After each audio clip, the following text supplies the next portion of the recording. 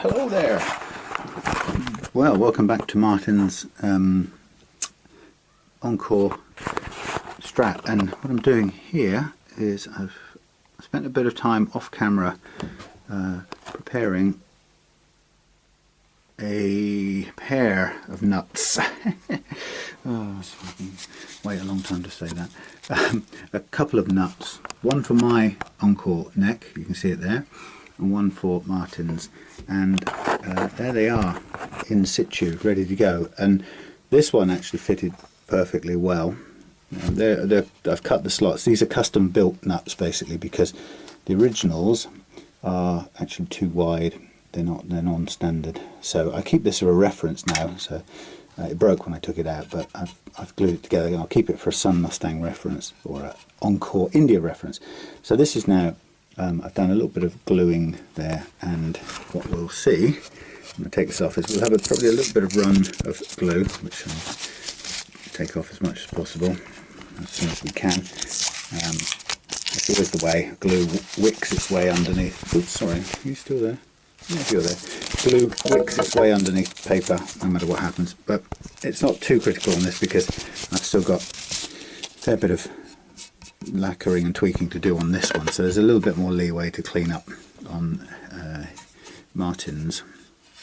On mine, I haven't yet done it, so let's just move this out of the way. I had to go and shave some rosewood. Donk. Yeah, a bit of a thing to say. Shaving some rosewood, shaving Private Ryan. Yeah, so what I'm doing is I'm trying to just, this one doesn't fit quite as well, although it's seated in deeply and nicely. Sorry, you're a bit blurred up close.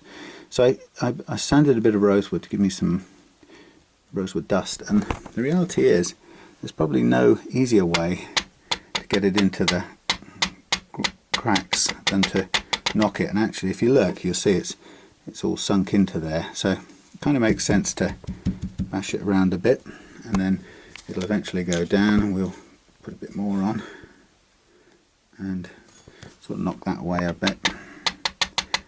It doesn't matter if it fills the gap, that's all I'm bothered about. It's actually kind of makes more sense. Sorry, this is a bit too close, I know, but I do only have one hand here free. Yeah, we don't mind it going into the hole. And then once it's in there, I can either put the glue directly on there, or just to kind of ease things off a bit, I'll just take a bit off. Whoops. Just take the excess off, and then I will get my wow, somebody's screaming next door. Okay. That's brilliant.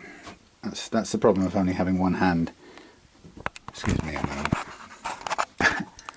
Real life intervenes. Let me just put this on charge. I've just created another little job for myself. It's not too bad. Which is, how do I rescue this rosewood, or at least the usable, some of it.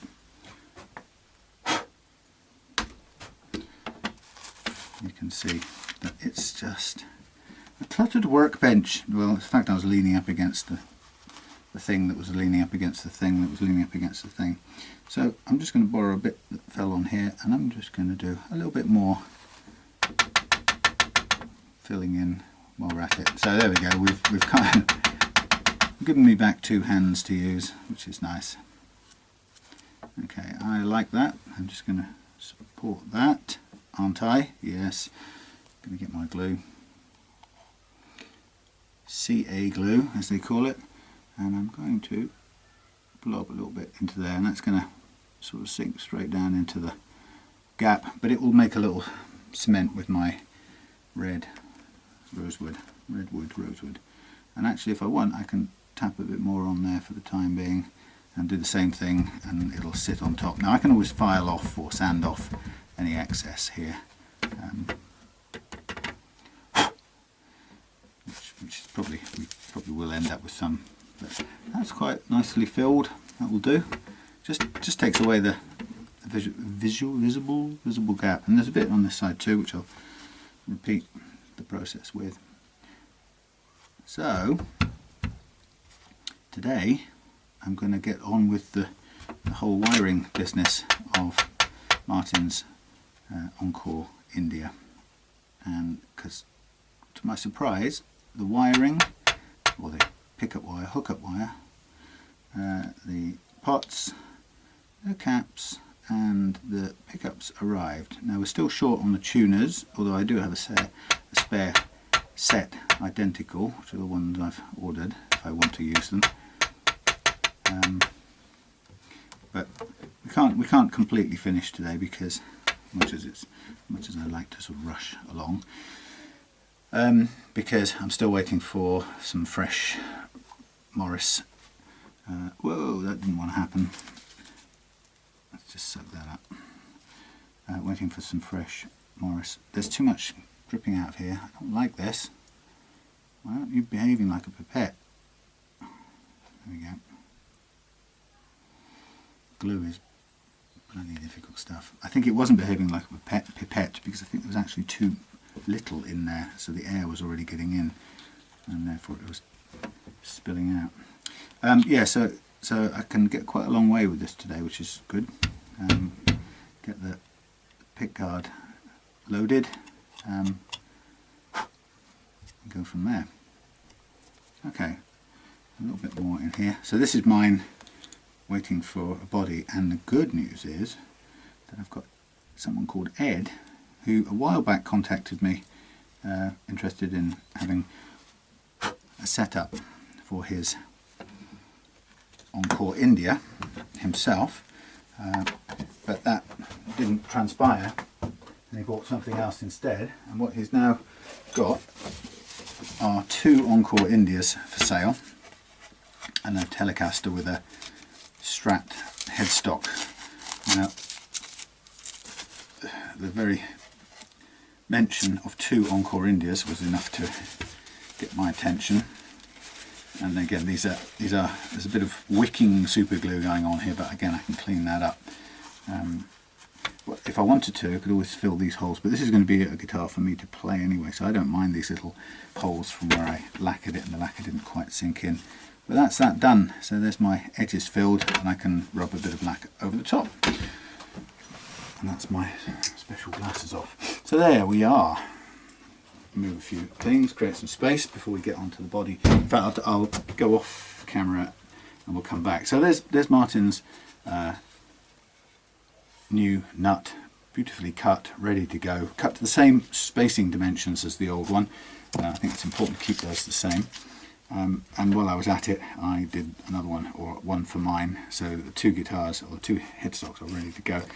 Obviously with Martin's I'm going to do a bit more sanding to just get down to the under the ghost of the Encore before we put a new logo on next week when they arrive. I've got a whole page load. It's expensive,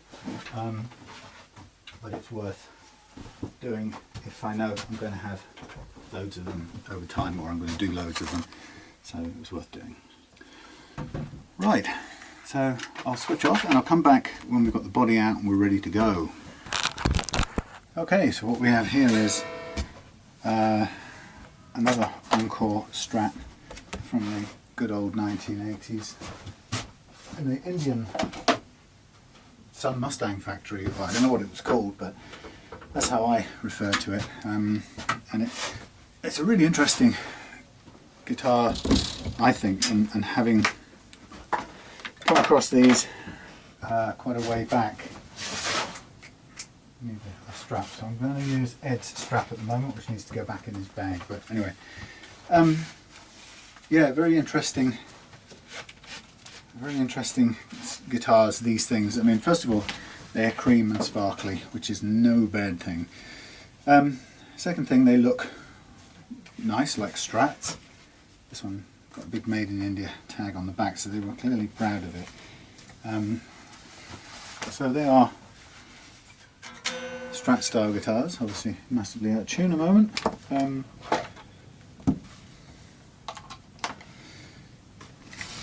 Let's just get it tuned up before we start pulling it apart, which I'm going to do. So first of all, it works.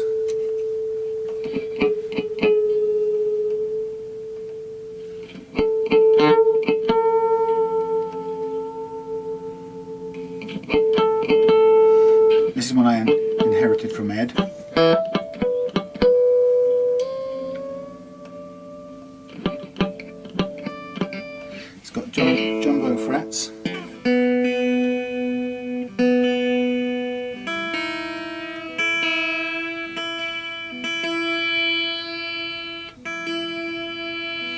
It's sitar-y there.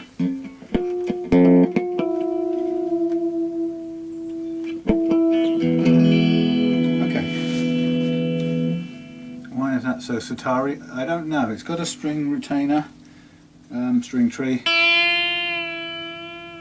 Don't know, it just is. There's nothing in the train of it that should make it like that. But anyway, so what we've got here is this Indian-made Strat from the same factory as made the Sunn Mustangs from the same era, and it has some very cheap tuners on it. It's got the Indian inspected by, and it's probably got one of those in the pocket as well.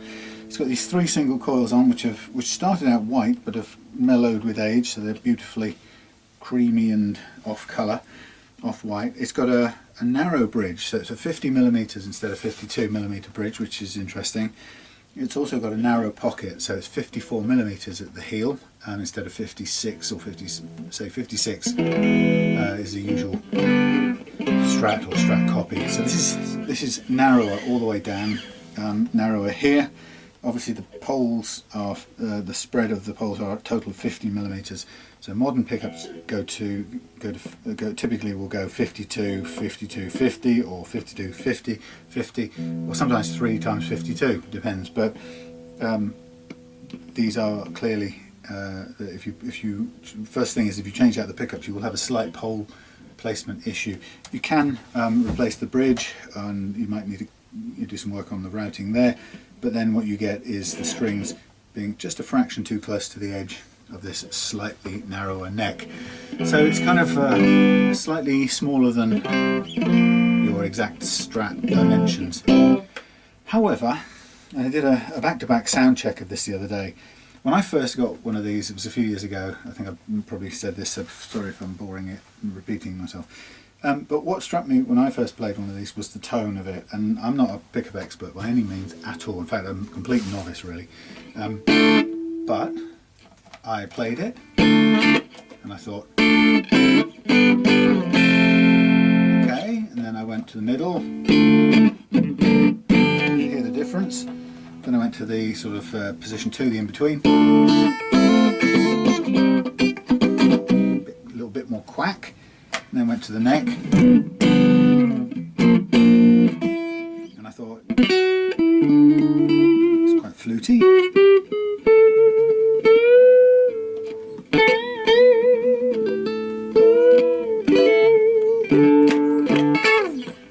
Anyway, not bad, and I played the one I bought a couple of years ago. It cost me £30, and I played it for a good few hours on the trot and loved it, and I kept it for a couple of years.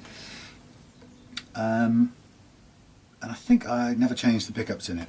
And now this is almost identical, but the one I had was a Sunn Mustang. This is the Encore with the different shaped headstock.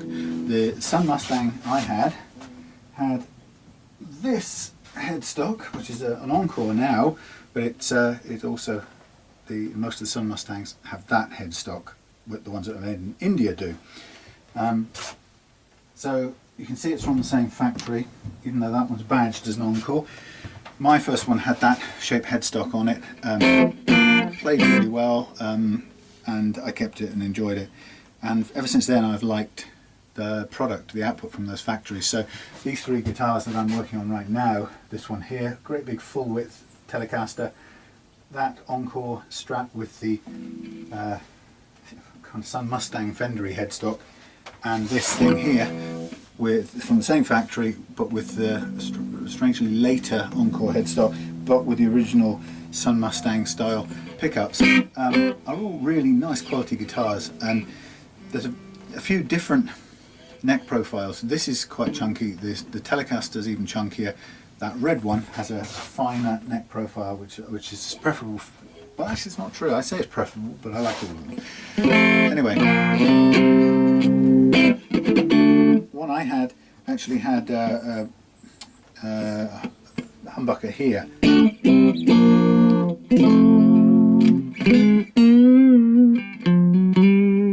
So the thing is, I did a recording of this, or a sound test of this thing back to back with a couple of things. I did it back to back with the red one over there, and actually there was a noticeable difference. These pickups were much nicer than the ones on the red one. And then I did a back to back with some IronGear pig irons, which I've got in another Encore Strat, which I love the sound of. I mean, I love the way it plays as well. And actually, I have to say, for me, those things were almost on par. I couldn't tell you there was 60 quid upgrade difference in them. Now, this one, I am going to do a pickup upgrade, and not because they're no good.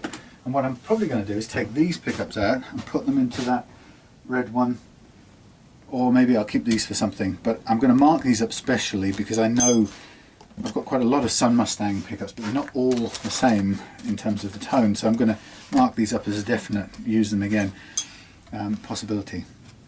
So what we've got is a guitar that is a little bit lighter than the Sunn Mustang, but in every other way identical or very similar, from the same factory, same basic issues with the dimensions. So a Strat pick guard won't fit these, a Strat bridge won't fit these, and a Strat neck won't just drop in there without narrowing down. So once you're into this world of these things, you are looking for particular things. You're looking for this or a Sunn Mustang scratch plate, which are the same in most cases. You're looking for a 54mm neck heel to go in a slightly narrower pocket. But what I've been finding, as I've probably said loads of times, is these provide me a really nice platform to do some whittling and noodling. So I've taken another Encore neck, which started out as the Fender-style one, basically from the guitar I've got indoors, which I put another neck on.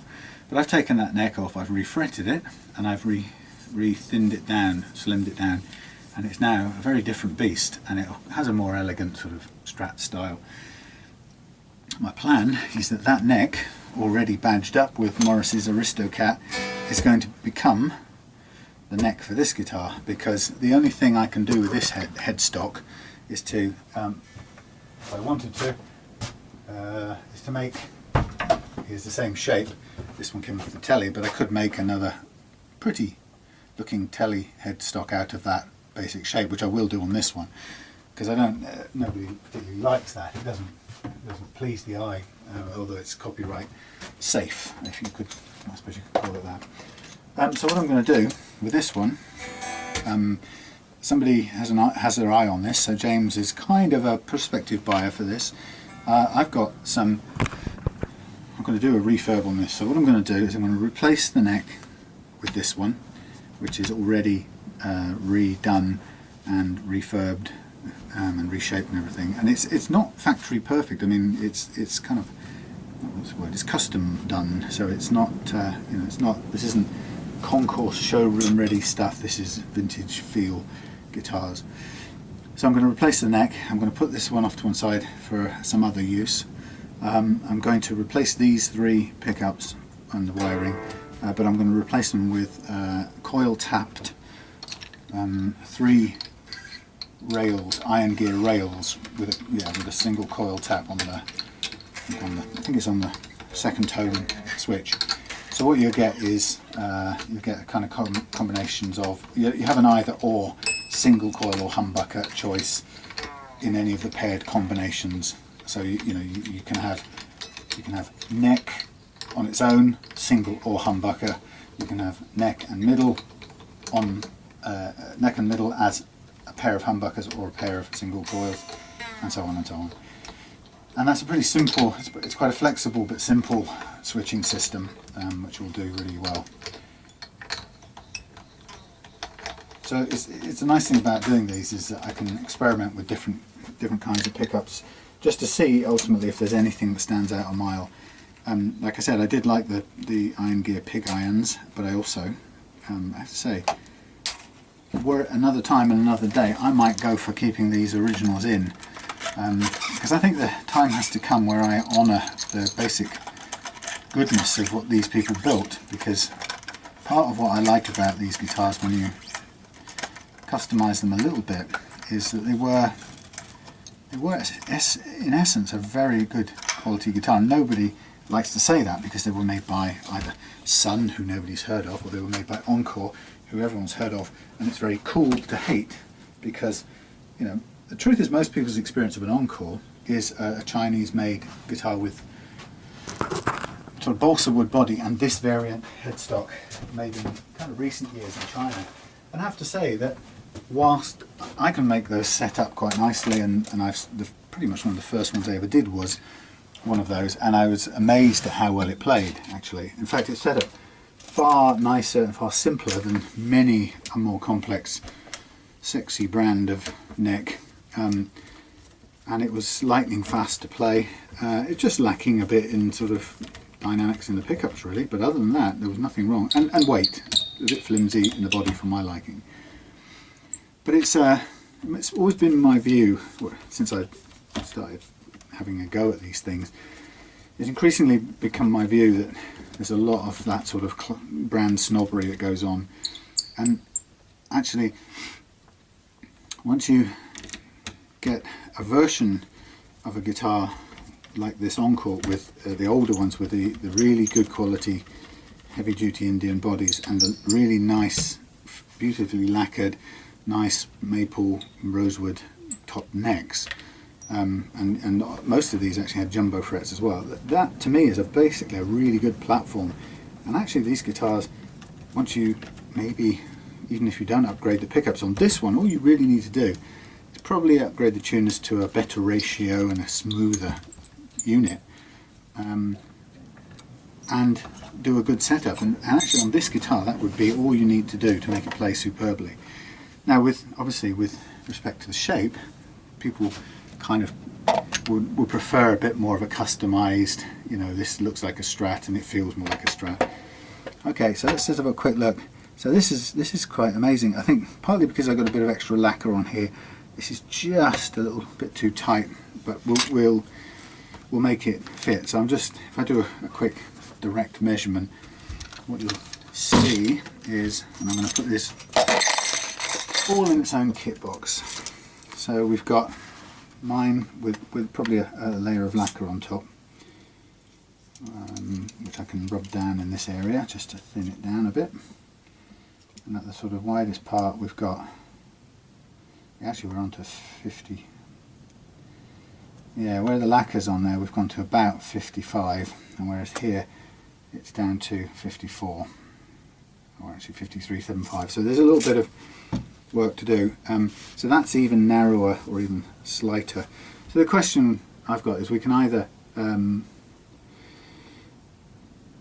take down or just rub down the inside of the pocket, or we can rub down the side of the neck. And since we can mark up which part of this overlaps the mark up which bit overlaps the heel anyway, and we can just see where it is that we need to take that down a little bit, and just mark it off and just gently sand it down until we get a really snug fit. And then of course we need to probably refill these and get ready to re-drill them as well. But that's the idea, is to put that nice new reshaped headstock onto this old classic thing, and then get those new pickups in. And in doing that, what I'll also do is oh, by the way, it's a bit deceptive because this has been worked on for ages. Let me just show you it. While it's going to be a while before I do the final fret level, so normally I hold off putting any oil onto it, because all it will do really is make things a little bit difficult as far as sticking masking tape to. But in this case I just want to have a sort of quick look at the richness of this thing, and I'll just let this soak in over a couple of weeks, because this neck really does need a bit of it. It's been worked on and reshaped and dried out, and it's probably about time it had a treat. But you can see it's a beautiful rich rosewood, and all of these Indian Sunn Mustangs or Encores had quality Indian rosewood. I suppose it's probably no surprise, since it's in the name where the best woods came from in those days. Anyway, what's in the name? You never know. So that's just a quick example of the sort of, you know, the tone and colour of the neck, and just go down the edge and wipe it off so any little dry bits get done. Yeah, so nice looking thing. We'll obviously come back to that. So first of all, while I park this neck off to one side, I know where it's going to go, I know which guitar it belongs to.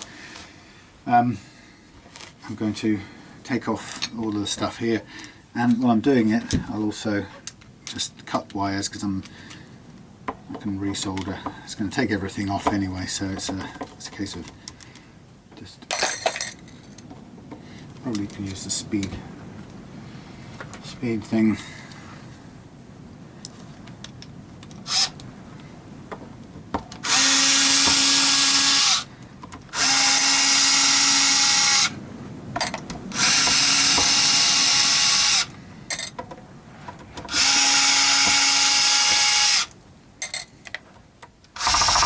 Oh, come on. That's not good. I need a new one of those.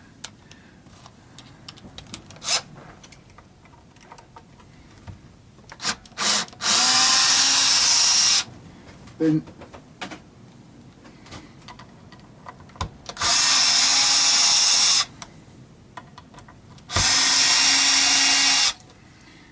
occasionally get that when you're not paying close attention. So as with all of these Strats, I take everything off and go right back to bare guitar, shield it out, polish up the finish as good as it can be. I never try to pretend these aren't well worn instruments. They're not trying to be straight out of the showroom. They're meant to be well worn, and they're road worn. They've had real life. Let's go onto the back here a second and take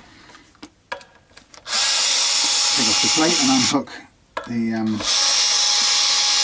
that thing, tremolo earth, bridge earth. The only slight downside on these, you could argue, is that they have a small or low mass bridge, and without going into quite a lot of messing about, there isn't an awful lot we can do about that. It doesn't really benefit, it doesn't really lend itself to upgrading. There you go. So the old swimming pool job with a couple of quick QA stickers, one that's been painted over a second time and one that's still there. Yeah, it doesn't lend itself to that sort of bridge replacement, because most, unless you can find one that's especially narrow, because most of those bridges are most replacement bridges are going to be, ooh, this is X something, don't know what that read. Yeah, most bridges are 52 millimeters string to string, and these are 50, and some are even more than that these days. But actually, before I take these all out, what I'm going to do is take the springs off. It makes more sense. So I take the trems off and everything, so I can give everything a clean, including each of the saddles, and partly also it clears the way for me to shield out the cavities and check everything out. But yeah, it's a swimming pool bridge, a swimming pool cut out so that you could have three humbuckers in there if you wanted to cut a custom scratch plate or get a custom scratch plate for it. But I've not really set many of these up with tremolos running, although there's no reason why not to.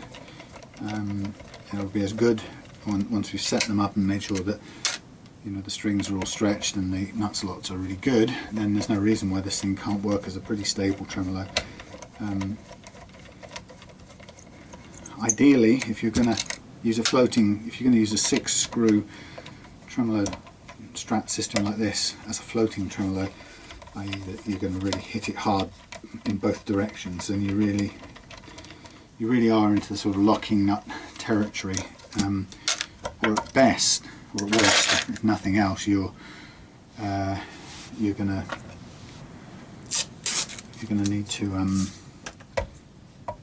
have some roller saddles down there. And the problem with that for one of these guitars is that the roller saddles are pretty much always for the wider bridge arrangement, so you can't really get a set that will cluster in there. So I'm just going to mark what this scratch plate is for a minute. Pearl Encore India, because I don't want to lose track. And I want to sort of find somewhere to shove this, as it were, just out of the way. I'll come back to it shortly when I these worn out wires. I've got one. Let's take a bit of that stuff. I'll not put it up there yet. I'll take all the hardware off first. Okay, so I'll take off the screws, which I've run out. They've not got any more felt under there, so they could do with a couple of bits of felt to pad it out.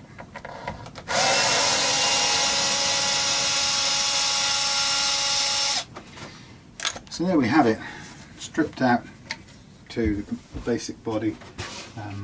Nothing wrong with it at all. Hardly, I don't think there's even so much as a crack in the neck pocket on these.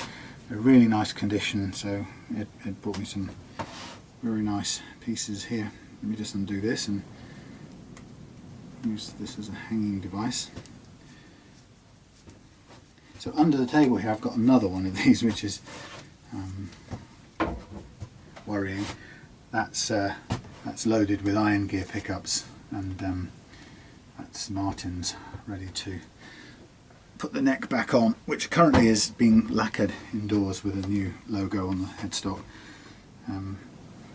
It's also a reshaped one, so it's gone from being the Sunn Mustang shaped Fender licensed headstock to a much more vintage one, rather like the one you've just seen. I'm going to put on this one. I should have done this first. That knob's off. I've done it the hard way. It's much easier to do this when you have the pick guard down on the body, but I'm just going to get these a little lift up if I can. Thank you. Okay, so we've got a standard, pretty standard switching arrangement here. These, in all the Sunn Mustangs that I've had, they didn't usually have this. They had a special Indian style one. The one thing I learned in doing Martins is you do need, if you're going to replace a switch, which I will do as a matter of course, but if you're going to replace a switch, you have to replace it with one that's no higher than that, and it requires it to be something like this one, which is probably no, it's not that. This one, which needs to go in there. Something like that one's probably a better idea. It's the same sort of height, but an Oak Grigsby style one won't work. Okay, where are all my spare bits? I need them. Proper tidy up. Spare parts over here. Yeah, the Oak Grigsby style is a little bit too deep, and what you end up having to do is dig a hole out of the body to make it work, which isn't exactly ideal. So you live and learn. I'm just going to get everything off this scratch plate. I won't rewire it according to this Indian wiring system is a little bit different, and certainly I've got an AristoCat wiring system, a wiring diagram for this coil tapped triple humbucker, triple rails thing. So it's going to be a very different wiring affair, and it does. I chose the switch I just showed you. One of the reasons I chose that one, I could have bought something like that, but the reason I chose it, it's a little bit better quality than that, but also is the one that AristoCat showed in their diagram. I have to say, if you don't fully understand switches, which I don't, I mean occasionally I get a glimmer of, oh yeah, that's how it works, but most of the time I can't make head nor tail of it, then it probably just makes sense if you've got a reliable diagram that you know is going to work for the configuration you're doing. It just makes sense to follow what they've got in the picture, even if it means spending a couple of extra quid to buy the switch they show.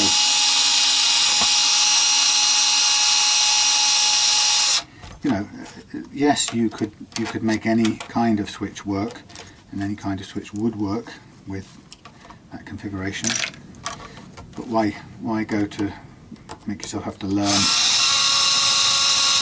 how to translate one switch into another when you can just use the one they showed?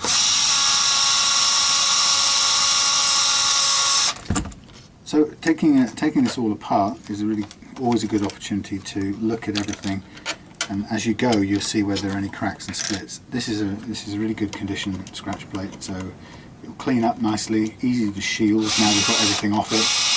And then when the new pickups come in, we'll just replace it all, line the pots up, and away we go.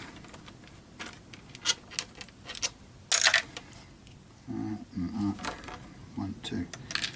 So there you go. There's the Sunn Mustangs, or the Encore.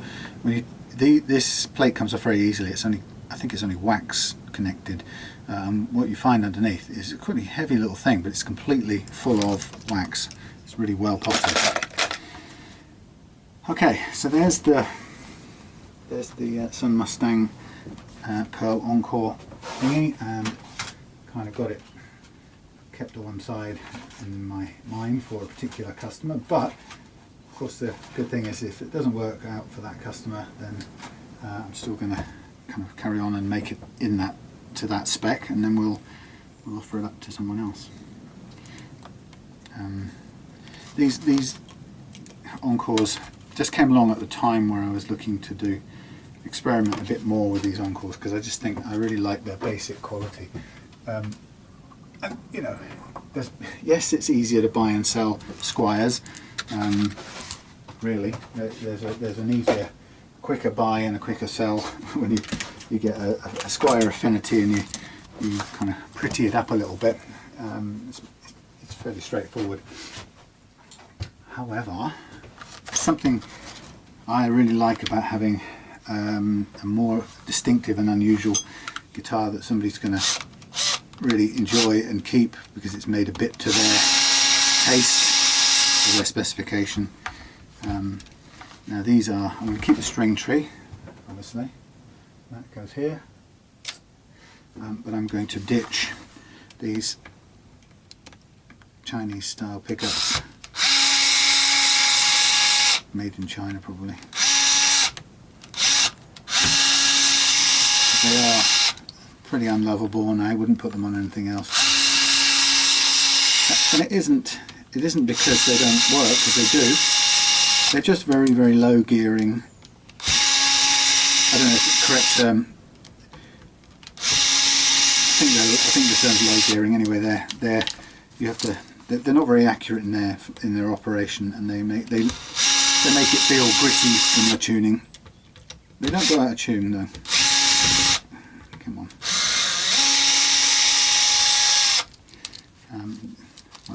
What I won't do is I won't chuck away all of the tuner screws, because they tend to be quite useful for all manner of other activities. So these come out with 2 holes per tuner, which is a bit of a mess in a way. Because any good quality replacement tends to have 1 hole, and often it will work into the bottom one of these, because it's a 45-degree position, so it's quite common that we'll just fill the top line and the bottom line will work as a replacement. Sorry, work with the replacement. Okay, so there's my yet another set of grim tuners. I'll put these spares in with the other bit. Oh, well, hang on. No, I've got a tuner screws box. I can chuck them straight in here. Because the new ones will come with them. Anyway, whatever I use next. So here are more spare Chinese tuners. So the other thing I'm going to do while I'm at it is I'm just going to be a bit brutal, and I'm going to use this device with this to drive out these ferrules. And I'm supporting the headstock so I can hit it fairly hard either side of this bit of tape, and then that gives us the space now to drill out and add more different tuners to it. On these guitars, the neck, the nut is actually bigger than a standard. It's the only thing that is bigger than a standard Stratocaster on these things. So we can, when I take that out, I have to either build a custom or shim the one I put in. It's actually much quicker and probably more cost effective to shim it slightly. And it really doesn't matter as long as the front edge is where this is and you shim from the back here, then it's absolutely fine. Okay, so this is going to go away with bearing the designation spare, because it's not going to be used again until I have a inspiration to shape it into something else. And like I said, pretty much all it can be shaped into of the familiar things we know is a Telecaster. But actually, having drawn that out this morning, it isn't altogether a bad Telecaster. In fact, it's a lot better than I thought it would be. Okay, let's just write that on there. Spare. Hang up. Okay, so there we go. That's what we've got to do. I've got to resize that one slightly. I can feel it's bulging because I put lots of lacquer on it. Resize that one, and then we're ready to go. Some of the wiring's arrived for that Strat, but what hasn't arrived is the rails. So until they arrive, once they arrive, I'll get this plate down, shield it all out, get it all started to load, and we're away. See you soon for that. Well, I've just been having a bit of a fun and games with this. Can't believe it, but the wiring diagram is wrong. I'm so sick of getting official wiring diagrams that are wrong. And the problem is, I'm not the wiring expert, right? And I'm the one who's struggling a bit out of my depth to get the thing wired up. So more than anything, I need to believe that the person who's put this diagram together knows what's going on and has created something that's going to be dependable and workable. And the problem is, yet again, they haven't. So they actually have wired it back to front on the switch. And all I can do is literally turn the switch around, because there's so many different things going on with the coil split and everything. I literally had to rejig the switch. So I'm just, I mean, I had to reverse the switch, but it's the opposite. It's now working kind of in the opposite to what their diagram shows, which is just, I don't know, it's just infuriating, because, you know, what do you do as a relative newcomer? This is supposed to be for regular bog standard people to come and do amendments and adjustments to their guitars, you know, and they come along and then they find that they're unable to make this thing work because the diagram has all the things in the wrong poles and wrong lugs and so on. Anyway, annoying. So like I said, I got it working back to front, and now I've just wire stuck in there now. Oh great, that's not knackered. Come on.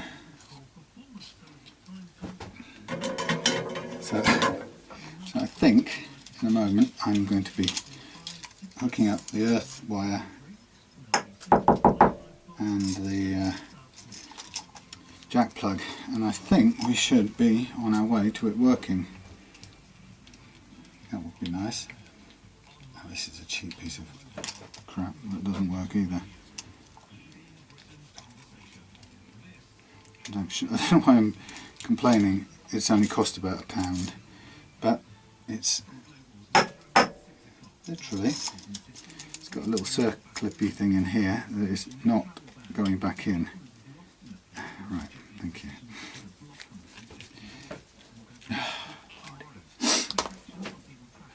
Right, so now I am in the position that I want to hook up my, I've still got a bit of wire attached to it. Going to hook up my jack plug socket thing. Freezing now.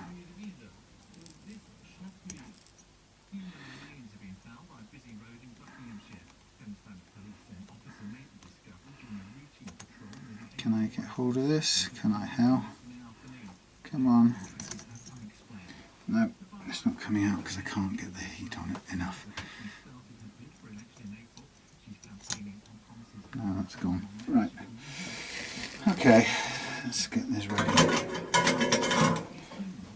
Tinned already. Of course, these little jaws never, the one thing they never grip properly is the jack plate. Okay, so we're going with, let's go with coming outside to in on the earth bit first. Let's just hook it in there and I'll put some solder on it. Finally got to move onwards, so I'm really pleased, despite the crappy wiring.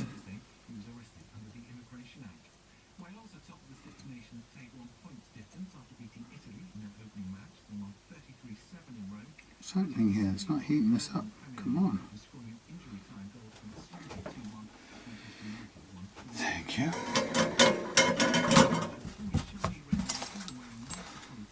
There's quite a lot of stuff under the plate, so it's not exactly, it's compact, shall we say. It fits in just, it's not perfect. But that's the price you pay for having, I think it's the what's it switch, you know, the big tall switch thing, that's the challenging bit, the coil tap, no, coil split. See, I'm not even sure that's the right term. I had a look at the bit of research and there's these coil split and coil tap are two very different terms, and they're not even intuitively, don't even intuitively make sense. But hey. Okay, so just a reality sanity check here, because I've so often done this back to front. Earth to the sheath, or the centre bit, live to the outside bit, which is the tip. Believe it or not, it is so easy to get that back to front, and you will pay the price for doing so. Okay, I can sort of wrap that around there a bit and push it under there, and then we will, actually it doesn't like it because it doesn't create enough room to push the thing over to the side, so let's just do it like that. And that lug is sticking up too far, so we need to push that in a bit. It is actually bent outwards quite some way. Maybe we can still get our wrappings round here. Let's try it again.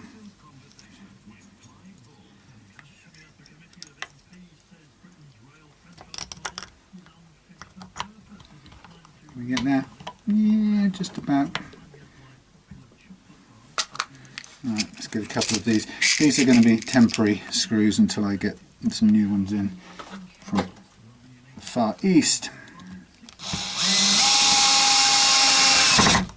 And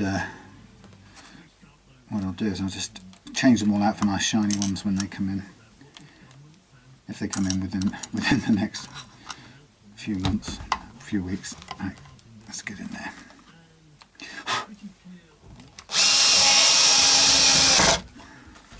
Okay, so what I'm just going to do, for sanity's sake, I'm just going to do a check here.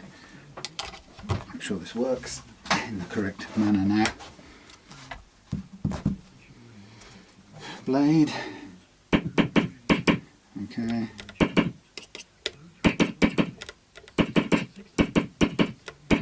Okay.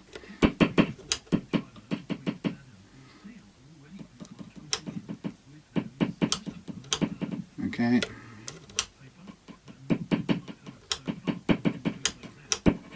Okay, so out is coil split. Hurrah, it bloody well works, finally. What a pain. I don't know what to say about these things. Right, so obviously it's not a complete guitar yet because we have some more things to do. Obviously to put the neck on, we've got the bridge to put back on. Probably needs a clean on the bridge as well. So let me just hook up this wire and then I will put this guitar off to one side because I also have some wiring to do on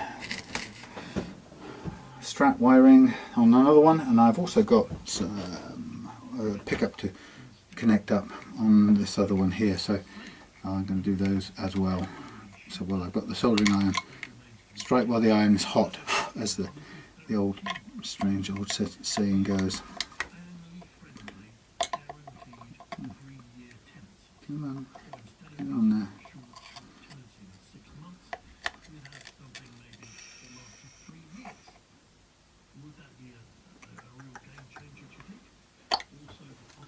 Right, we are all hooked up in terms of wiring, and then in here, amongst all the other stuff, we've got a bridge which I think needs a clean, and some sprinks, and I'll do those now, I suppose. We've got some, get the pickups off to one side, got the plate, we've got the screws. Oh, we've got a tip switch tip, which is better than this horrible white thing, I think. Providing it fits. Let's just check. It's a bit overly white for my liking. Can we get it on? Oh. I have a feeling. Again, these things are just such flimsy, difficult things to do without things dropping off. Yeah, that's a better colour than my liking. That's a bit too white. We have volume, tone and thingy, so we'll get those lined up now while we're at it. Volume, tone,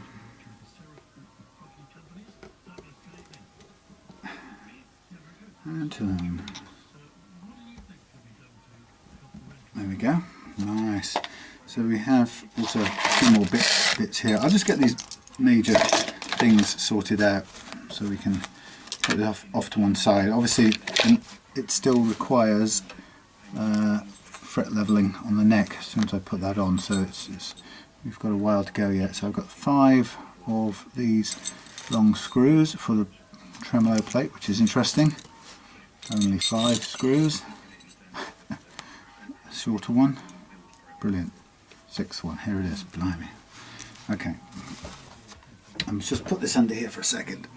So what I'm going to just do is I'm going to take these off very quickly and give them a clean. They're all set in position, but that's no problem. Just to really get the dust out from underneath it, so it looks nice when you get it all together. Now this, remember, this is a, let's try and keep this in order. This is a non-standard bridge, as in it's very narrow. That's what is characteristic of these Encore Strats. And when I say very narrow, that's sort of a relative term. It's 2mm less than a conventional Strat bridge from E string to E string, but that obviously makes it difficult when it comes to swapping it out or upgrading it. So I've yet found a good combination to do that, and so I end up using, pretty much always using now the same bridge, because it's perfectly adequate. It's not fantastic because it's only a it's only got the cast alloy bridge, but it's not essentially that bad either, and for the sake of the width I think we're kind of bound to hold on to it. You can, I have done, and I just sold off on to a guy in Germany. If you do upgrade these, you can upgrade them to a bigger block, but you're then in a position where you need to you do need to cut out the space a little bit on the in the routing. Not a huge amount, but you do need to make some adjustment to make it fit, and it doesn't it doesn't seem to work very well as an actual tremolo system, so it's really better as a hardtail. But you can do it if you want the extra mass of the block. However, the spacing that you get out of it will push the strings quite far to the edge, so they do sit quite close to the edge. Although I found they're playable, but you remember you're dealing with these Encores and these Sunn Mustangs Strats. You are dealing with quite a slender little neck, and it's a little bit of I think it would be uncomfortable for some people to go to have that string spacing. I think some people would not like it, so it's worth considering that if you are thinking about changing it out. As I say, I've not found a piece that fits this and does, you know, upgrades the block. I suppose somebody could make one, just copy the dimensions of this and make it to suit, but it would be a nice little upgrade. I would certainly have one, but I think it's unlikely that they will. There's not a mass market for it. So anyway, I just wanted to give those a quick clean off, and then these will go back on. Now, there's no need, these little saddle pieces, they're perfectly adequate for this, and again, they are slightly narrower than any replacements that you might consider, so there's no point trying to put a roller bridge on, or roller saddles on here, because they will all be, each saddle will be a millimetre or a fraction of a millimetre wider. These are definitely very precisely made, and the danger is, of course, you'll end up with things sticking out sideways like a bad set of teeth, and they will then still end up giving you the sort of 52mm string spacing, even though you're starting with 50mm holes here. The saddles will kind of impose their own dimensions on it, and then you'll end up with the strings close to the edge and a bit of a mess down here. So you're kind of stuck with the 50mm spacing, and that's kind of final. Okay, so that's the saddles and the bridge, just given a clean, so everything looks as good as it can before we replace it. And that's all the bits really need to clean there. So I'll drop this thing back in, and we'll put see what the screw bits in here. That's not bad. Just drop them in to begin with and line it up.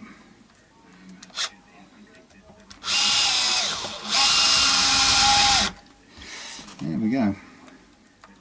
So we'll have this as a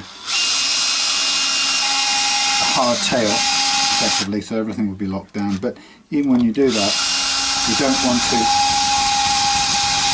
bash these screws down flat, because all they'll do is they'll kick up the front edge, sorry, the back edge.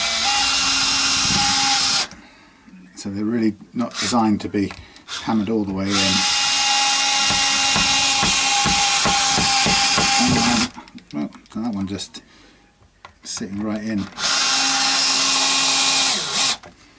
So some of these are a little bit worn out, but it's not a problem, since we're only going to use them as holding. They're not going to work as a tremolo. Okay, so that's enough, just enough movement for it to be pulled back onto the deck. So that's what we want. Okay, so pliers. These are pretty chunky springs as well, so I'm going to put a fair bit of loading on it, hopefully. Now, some people have had interesting, or seen interesting and rather endless discussions where people have got very aerated as always about the position of springs. So, for example, you know, people will insist that positioning the springs in this fan position like this makes a difference. The more the string stretches, the more loading it's going to put, right? But it doesn't matter if it does the job, which it does now. It's flat, and I don't think the string loading here is going to pull it anywhere. So long as the spring does what you want, the only change will be that it's a little bit more tension on the spring here, so it does the job a bit more. But the main issue here is this is the claw is screwed all the way in, so it's kind of starting off on a hardtail basis. But people will seem to want to spend months talking about you know, what happens. The springs should be in a straight line for your tremolo to work properly, and if they aren't, it won't, and yabba yabba yabba, and it just seems to go on and on. Now, the reality is, it doesn't make any difference at all to the function, which direction or yeah, the direction your springs point in. Okay, they are just loading the back of the trem, and that's all it's there to do. And it either loads it more or less, and some people get really uptight about it with it loading unevenly, or you know, if there's one on one side and there's one on the middle, it will change the way the tremolo works.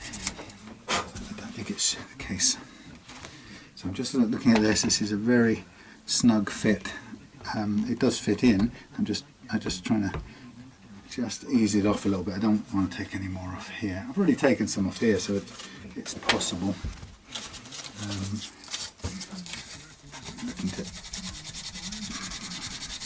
just slack it off on this little stub here on the heel. Probably not taking enough to make much of a difference, to be honest. Yeah, that's okay. Okay, so look, we have the neck, a neck, but you have to remember this neck is not the neck. So I've still got one last job to do.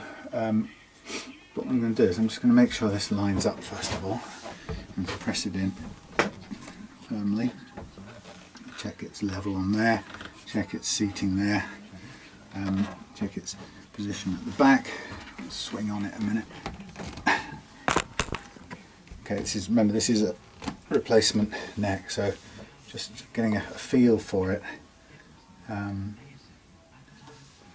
Okay, so what I have to do now is I have to just, now it's all positioned correctly, I'm just going to lay it down. I'm going to tap, not with that, I'm going to find a spiky thing, and I'm going to use it just to tap some holes as to where the screw holes are going to come through, because I'm going to need to check. I doubt they'll be the same. That's the first thing. There's no reason why they should be. Let's make sure this sits tight. And there's no reason why it should be the same. But I'm just going to try and tap a little mark so we can get an idea of how far off the original holes they are. And then now that one seems to go straight through. So that is a direct replacement. So that's the top one here. Okay, so that's interesting. So they're all off except that one's on. So that's cool, we can use that one. Which means we need to fill the other three and then re-drill them just slightly. Now the issue with filling and drilling, it kind of depends on, where, how far off the mark these things are. So that could probably just go straight in. This, if you filled it with something the same size as that, then this hole here, if you drill it, it's probably going to kind of cut into it. The alternative is you could look at an oversized anchor point where you might use a little piece of dowel. It's not the strongest wood in the world, but you could take a bigger chunk out, put the dowel in, and then you've got a bigger platform to sink the screw into. An alternative would be we could fill this with a sort of a filler putty or something like that, which again, it makes a hard substance, and it's quite a big deal taking a huge chunk out, but it's drillable. Or the alternative is we could, that's going to touch, that hole there is going to touch onto whatever we fill that with. Only part of it's going to be. I don't know. Let's try with the filler stuff to begin with and see if we can do that. We could do it with epoxy too, which is quite a strong material, but it's difficult to get that in the hole. And that's the biggest thing. Drilling this out and putting wood in there. Well, this is a little bit light. What's this made of? It's pine. That's why we don't have hardwood knocking back. We do have some hardwood I made earlier. I wonder if we got enough little bits. We have a couple of little cores here that would go in a couple of the holes. Don't know where the rest would go, but so we have some hardwood cores. These aren't exactly. I'll tell you what, I'm going to see if we can try it with a filler. It doesn't matter if it doesn't work. We can always draw that out then. But let's use the last bit of this goo. Pretty useful stuff actually. Or maybe not the last, but near to the last of it. So we're going to need to work reasonably quickly with it. So the idea will be get it all mixed up, and then we'll poke it in with some wooden implement, like, oh I know, a cocktail stick. The temperature in here is going down and I'm starting to freeze, but hey. So difficult thing anyway with filling the hole like this, even if you get the stuff in it, even if the stuff in it is pretty rock solid, the difficulty is of course getting it into the hole and pushing it down and packing it out. Otherwise, you know, it's always the same. Even with glue, you struggle to fill quickly. So what I need is a not that, but that. So there's a bit of a flat end to push things with. And so as soon as this is putty, I'm now working against the clock to get some material into the holes. So it's kind of bash it in, and it will get there, but we've got to be quick. And it will be a pretty solid stuff that you can drill, do anything with. So it's dead good stuff. But like I say, it's quite difficult to get it all the way to the bottom because it will trap some air in there. But you can see it goes in. I think you can anyway. Come on, in you go. So you might kind of be nearing completion on this one. You can feel it underneath the toothpick. You can feel it sort of starting to pack out. You can get a feeling when you're near complete. But then we've got to move on pretty quick to the other ones. Push that down. Start pushing that in. I've just gone and done the one I didn't need to do. Can you believe it? That one. Get out there. It's these. There's no point doing things that don't need doing. Right, so sorry about this boring stuff from a camera point of view, but hey, racing against the clock. Same with when you use the resin, epoxy resin stuff, but it's dead good fixer. So pushing it down.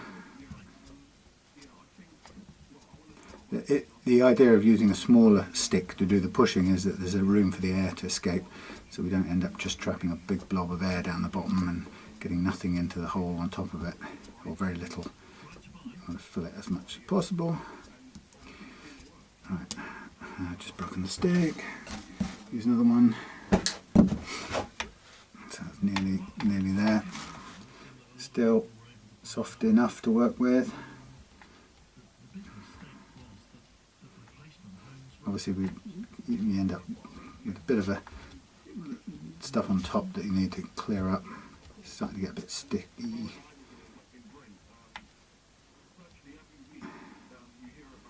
Come on, in there go.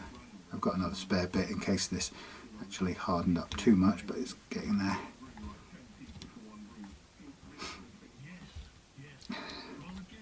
Down the hole, come on. Down the hole. See, it's fiddly. It is a race against the clock.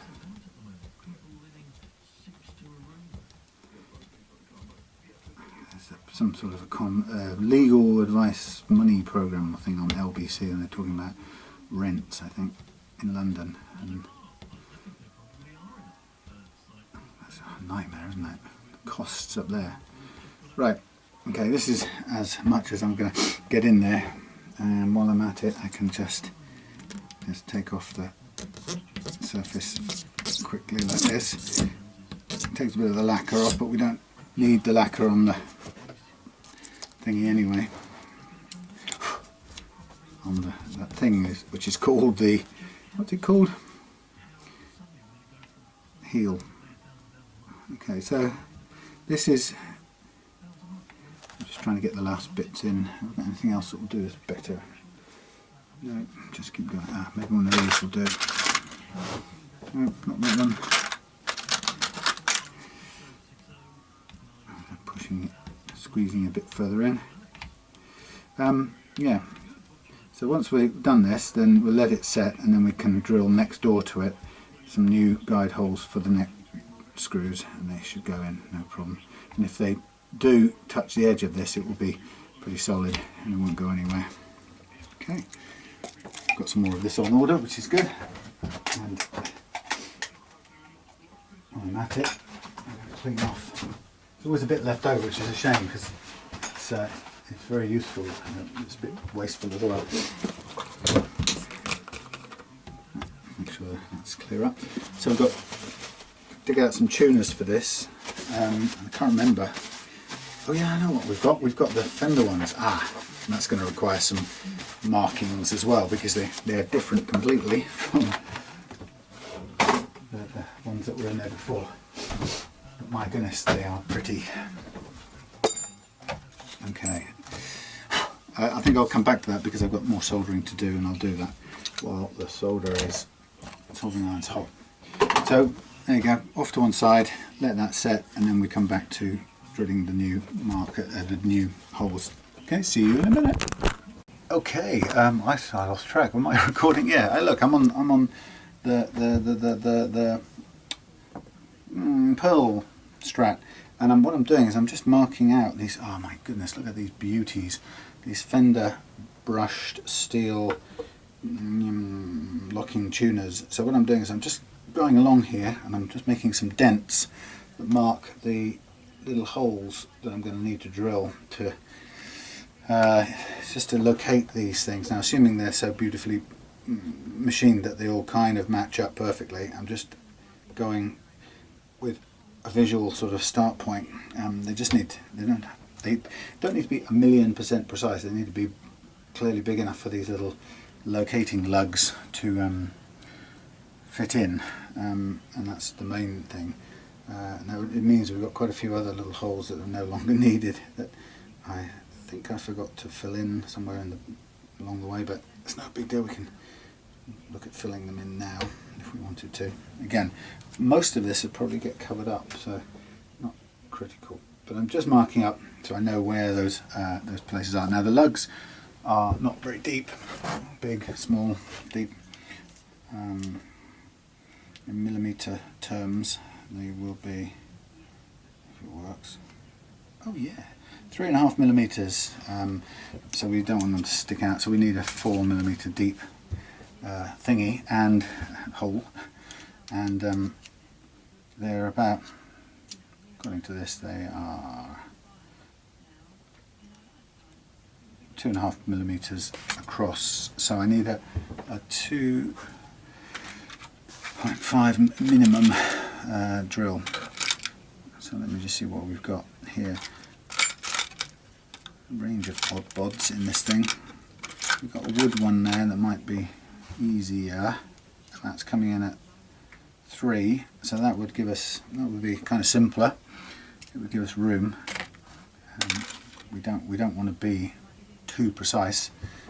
Now the thing is also, we don't want to go very far, so that's the next challenge, is to get this to do the job with hardly any depth to it. So I'll just move these out of the way and get a piece of tape to mark things, and it is, what did I say? The depth was 3 millimetres, 3.03, which is almost non-existent. But we've got enough room, but it needs to be down to there. 2 seconds. Not a very good view from here, but let's just bounce that on there for a second. Okay, 3.03, it's going to go there. Switch that off. My DAB radio is squawking over there, it's not happy. Let's just, I'm going to wind this round and make sure I just keep the same depth until I can get the thing glued down, stuck down on itself, which is there. Okay, which is a tiny little amount to go to drill. I'm just going to move things a bit, get this propped up on here, which is fine. Now it's not entirely straight, so I could hoist this thing up with a bit of foam or two, or one of these bench dogs. It's probably the best thing for it. And of course it now rocks around all over the shop.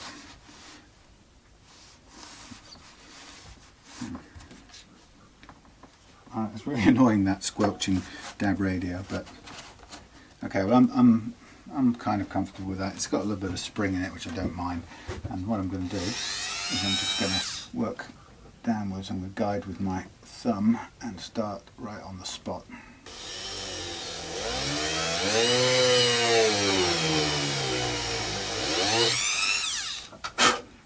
And that's, I'll do two and test it, and just make sure that my guiding, my depth gauge is sort of right.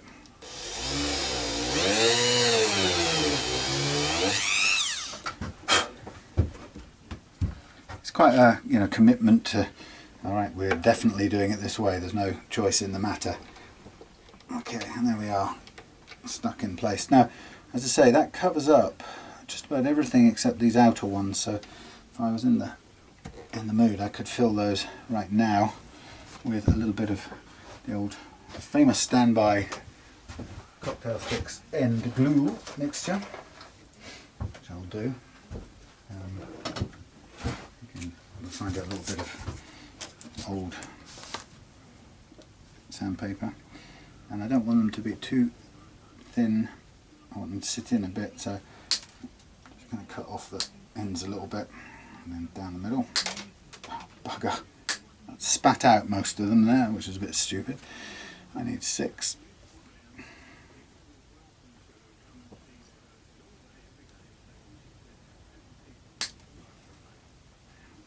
Okay, and they're pointing which way? Pointing away. Right, so there's that. Let's get the glue up. And these can, I'll just leave these for a while. I'll do this drilling in a second, and then I'll once I've done the drilling, I'll fit these little fillers, and then we'll leave it, park it, and leave it to dry out. This is gummed up. I've got a new one of these coming anyway, but because we're near the end of this one. Okay, so that's that. Right, so back to the first job, which was locating these little holes and drilling them.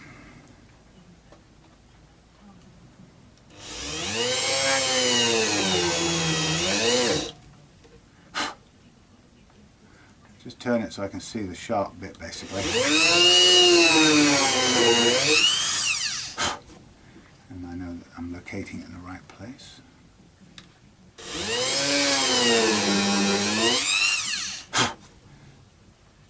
Yeah, that's quite a, I'd say it's quite a commitment to say, right, we're definitely putting these tuners on.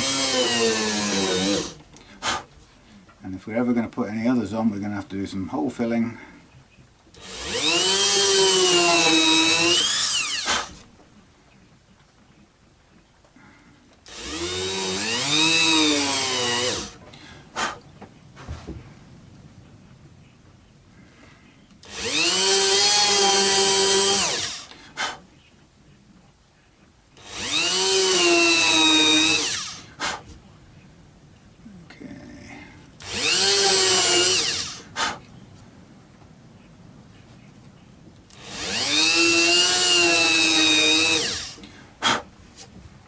Right, all their necessary tuner locating lug holes drilled, Captain. Right, so I'm going to just take up these little blobs. Now I'm doing the outside ones, aren't I? Yes, I am. So I take this and I get me a little hammery type thing, which might look like this. And I just go get in there. It doesn't take a lot. I'm not resting it up anywhere. I'm just tapping these in. And as I say, I'm just doing the outside ones because they're the only ones that are visible once we put these nice new fenders on. Just a minor tap just to get it in. Check I'm doing it right, which one I'm doing next. Don't fill in the holes I just drilled. And then I can just basically blade across these and chop them off, and that will be them done. We don't need to bother over lacquering or anything. It's just to fill the hole so it doesn't look like a great big gaping old screw hole. Okay, and then we'll hang it up and let it do its thing. That one there, that one there. Now, of course, will it show this one? No, that gets covered. Right, okay, so for now, this is now going back out of the way. It will sit on there without hitting the thing. It may not. Let's try it this way around. I know I'm so keen to get it going, but I just have to be a little patient. I've got some indoor work to do on these to soften off the edges, but we'll come back in a minute and we'll come back to our delightful pearl sparkle what's it, and we'll be ready to rock and roll. Right, so just I'm here with this baby again. I'm just going to snip off these sticky up bits.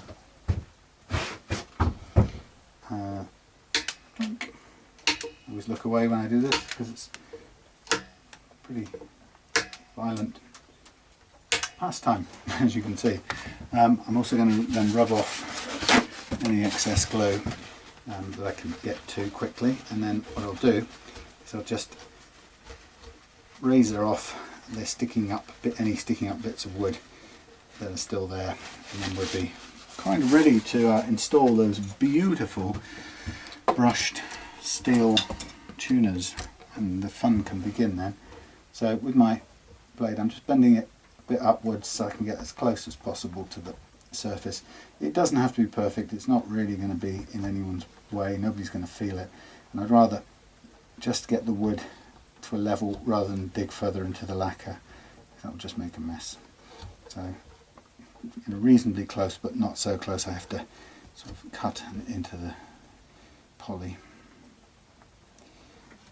It's just a visual thing more than anything else. So it looks kind of tidy. Now here's the fun. Ooh, been waiting for this. Off comes the thing. Down goes the thing. Now these are quite snug already, and there they are. I don't think I'll do all the ones from behind first, as it were. Now it's all dependent on how I drilled out these holes now, and that was all by eye, as you saw. So just depending on the fact that I got this visually correct. Wow, those are so cool, aren't they? Have you ever seen tuners as radical as this? I haven't. That's because you will almost never see me buying Fender brushed steel tuner. Not because I have anything against them, it's just they're pretty expensive, and they're a bit above the budget class normally. So the thing about this guitar is now this has got these tuners on it, I want to keep it. So if James is watching this and has bought it, then he's got his tuners back. If he hasn't and I've got it, then hooray, I've got the groovy tuners. But I think the reality is that, well, I suspect James might be getting his tuners back in a new housing. God, they look so cool. I would definitely, depending on how they work, but I've absolutely no doubt they will work beautifully. They look the absolute business. Wow. Wow. I'm going to have to interrupt normal filming operations to take some pictures of this. Just before I start laying on the heavy thing. Where did I put my phone? Sorry, it'll make lots of bleeping probably, but I just got to get this picture. Wowzer. Fender. How do you make them look good? They're pretty fantastic as they are. Wow. course, even better, upside down. Oh yeah. Right, next bit, do the fellas up from the front with the adjustable spanner. One of the things about this guitar I can't really do much about is the fact that it's the bridge is a little bit skewed to the pickguard, and I'm afraid that's kind of going to have to stay that way. Now these are locking tuners, and I have a feeling that I've got a sneaky feeling that this is almost too thick a headstock for these. That's a small consideration. I wonder if we can actually do this. Damn. These aren't they're not completely sitting flat yet. They still have to be pulled in some. It's just they're not being held up by. I'll pull them close first, and then I'll see if they're actually being held up by anything other than not being fully tightened. But if the little lugs are in some way in the way, then they might just be. Just looking at this, yeah, I'm going to just kind of go a little deeper on those lugs just to be on the sure side. Just loosen them all off. Fraction.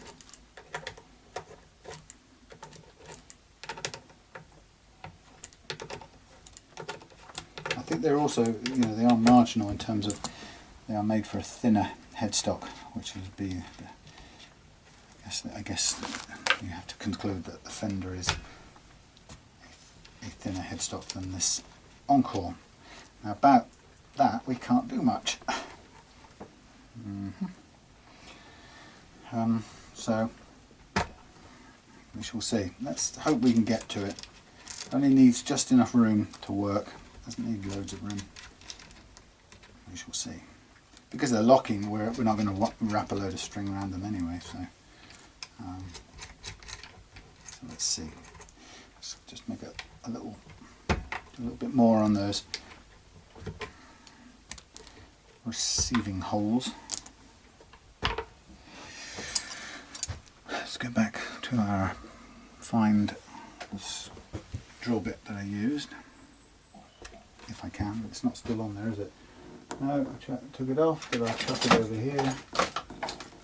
No. Did I drop it back in here? You would have thought so. Yep, I did. Okay, so this needs to go a fraction below to make it work, and I'm just going to cut round here to give us that.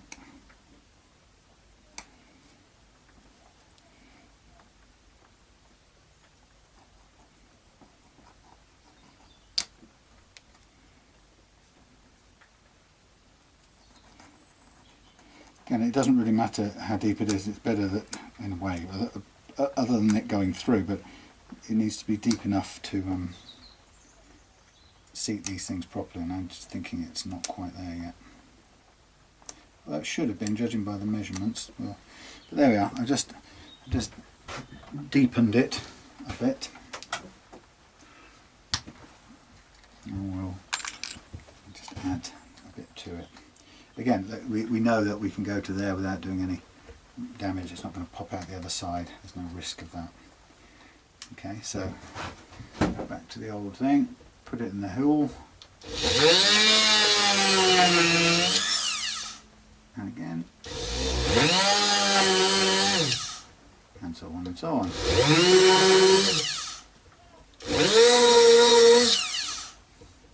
Nice smell of burning maple.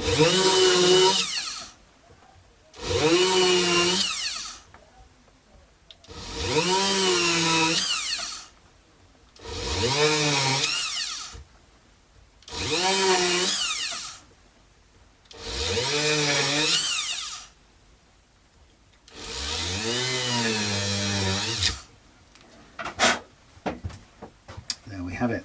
Let's try this one more time. Okay, so we'll start at this end and have a quick feel. Yeah, I think that's pretty good. That'll tighten up. Okay, so let's press all these in again and see where we get to in the end.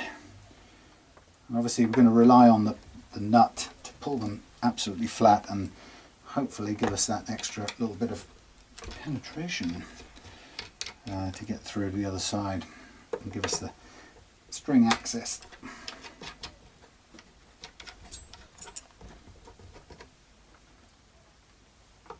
He said, crossing his fingers.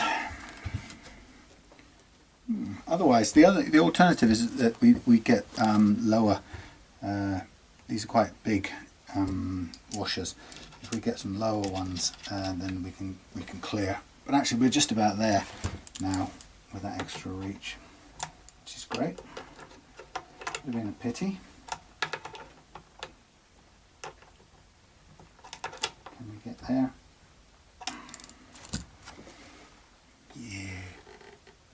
Yep. Well, we can try it. Well, we'll try it in a minute. Let's drop all these on. It would be such a shame because they do look so good. But like I say, we could get thinner ones of these, and they would do the job. It would spoil the brushed look a little bit. But there we go. Maybe that would be so great a loss that we'd just have to put them on something else. And keep in mind that the headstock would need to be thinned down somewhat. Okay.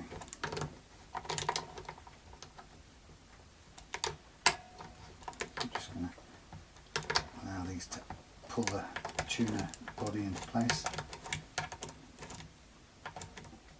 I'm assuming that's enough room. I think we've got clearance through there, but we'll find out in a minute if it's not going to work.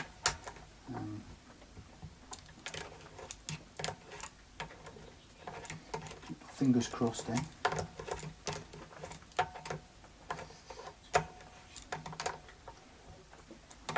Come along. Oh, I can hear the fingers.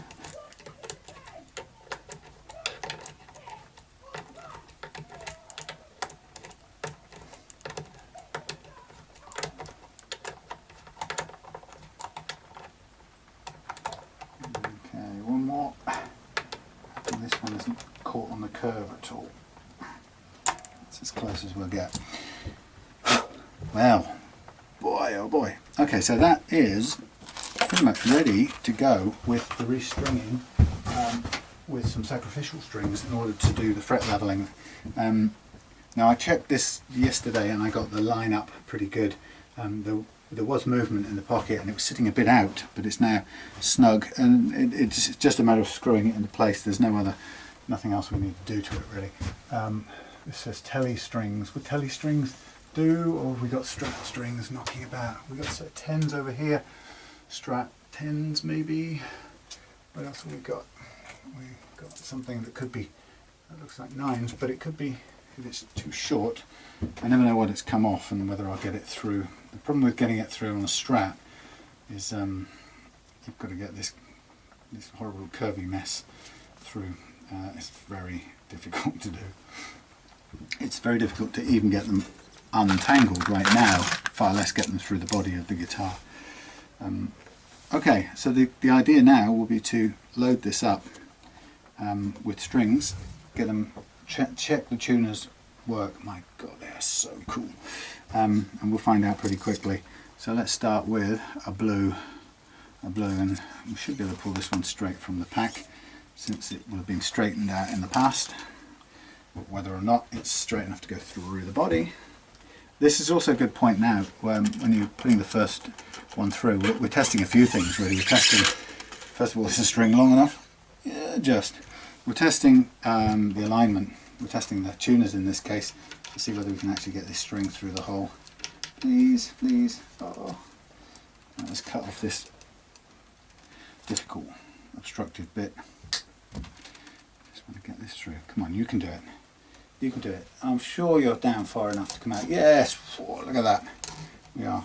Right now, what I'm going to do with this is I'm not going to pull it dead straight, because what I find as a piece of advice to myself is when I pull it straight all the way through, you only get one kind of chance at it, and if it breaks at that point, or sorry, if you have to undo it, you'll never get it back on. So what I tend to do is I tend to pull it back a little bit, then do the locking bit, and that sort of defeats the object, because I know the whole point of locking is just to push it on and go. But I like a bit of extra, so that what it means is if I have to take these off again, the weakening that this locking mechanism has done can be pushed further through, and I can have one more bite at this. Okay, so that's my rationale. Rationale. Now the question here is can I get this thinnest of all strings back out for a start, and then can I, it's one of these red ones obviously, but then can I actually get it back through the guitar body, which a chance it will be probably no, but let's see how much I need. I'm a bit on the short side. Well, the first thing I can do is I can save myself a massive amount of misery with this toppy, because I can use a spare one since I've got so many of them. So you can go in the bin for a starter, and I'll take off one of these from the spares pile and use that, and that guarantees we can get the thing through. I don't mind it's sacrificial, it's a spare. So this next bit of course will tell me about the alignment down the right, the far side, the top E side of the guitar. And I don't expect, never expect anything, but I don't expect it by default to be perfectly aligned. I'd like it to be, but I've got no real illusions. Now I'm not bothering with string trees just yet, because they're not important just for this bit. They're important for playing, but not for just getting this thing into place. Okay, so I'm just sort of going to do the same thing. I'm going to pull back about half the thing, tighten it down.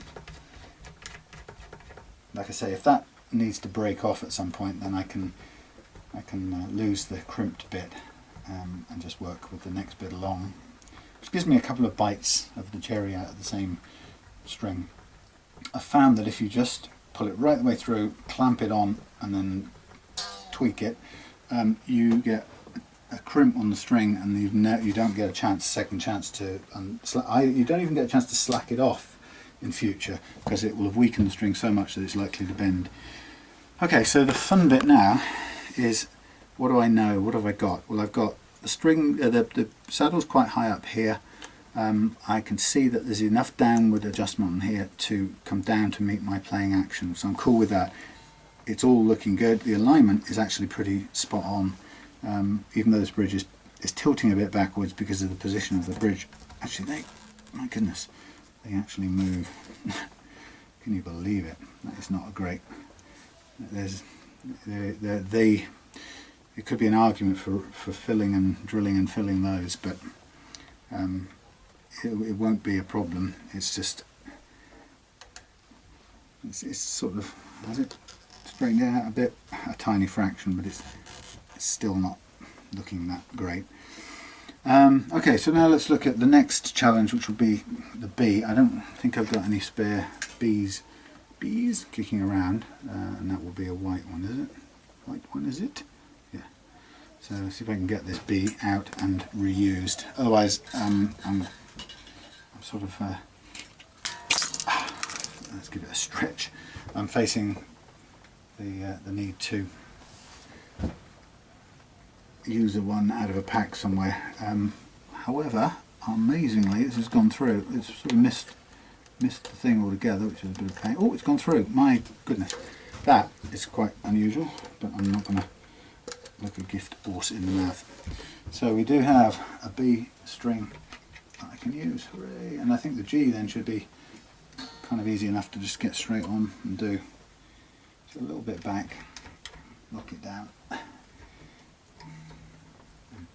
tighten it up. Wow. Again, string trees in a minute, but they're not necessary just to get this on. Okay, so just looking at the alignment, there's a bit of side to side I can go with the bridge here. It's quite flexible. Okay, so let's go to the open G, so the plain G, and see how much room we've got. Not a lot. So the question is, can we actually get this very curly pig's ear through? So I'm going to do my best. Sorry about this.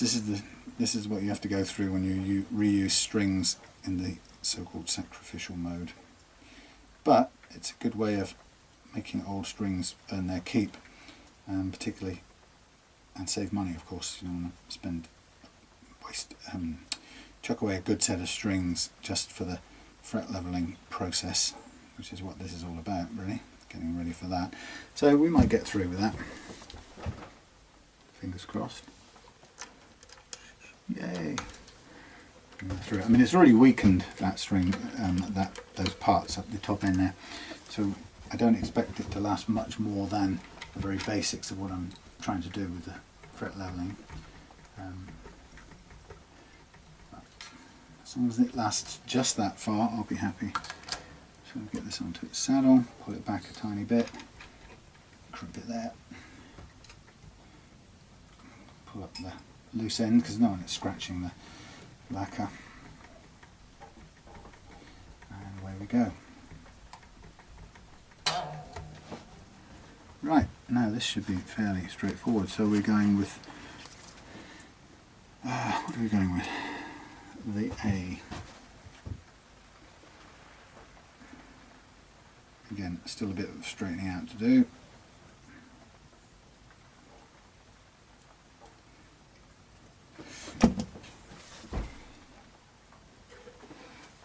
Okay, yeah, it's through. Hurrah! Let's push this one through while we're at it as well.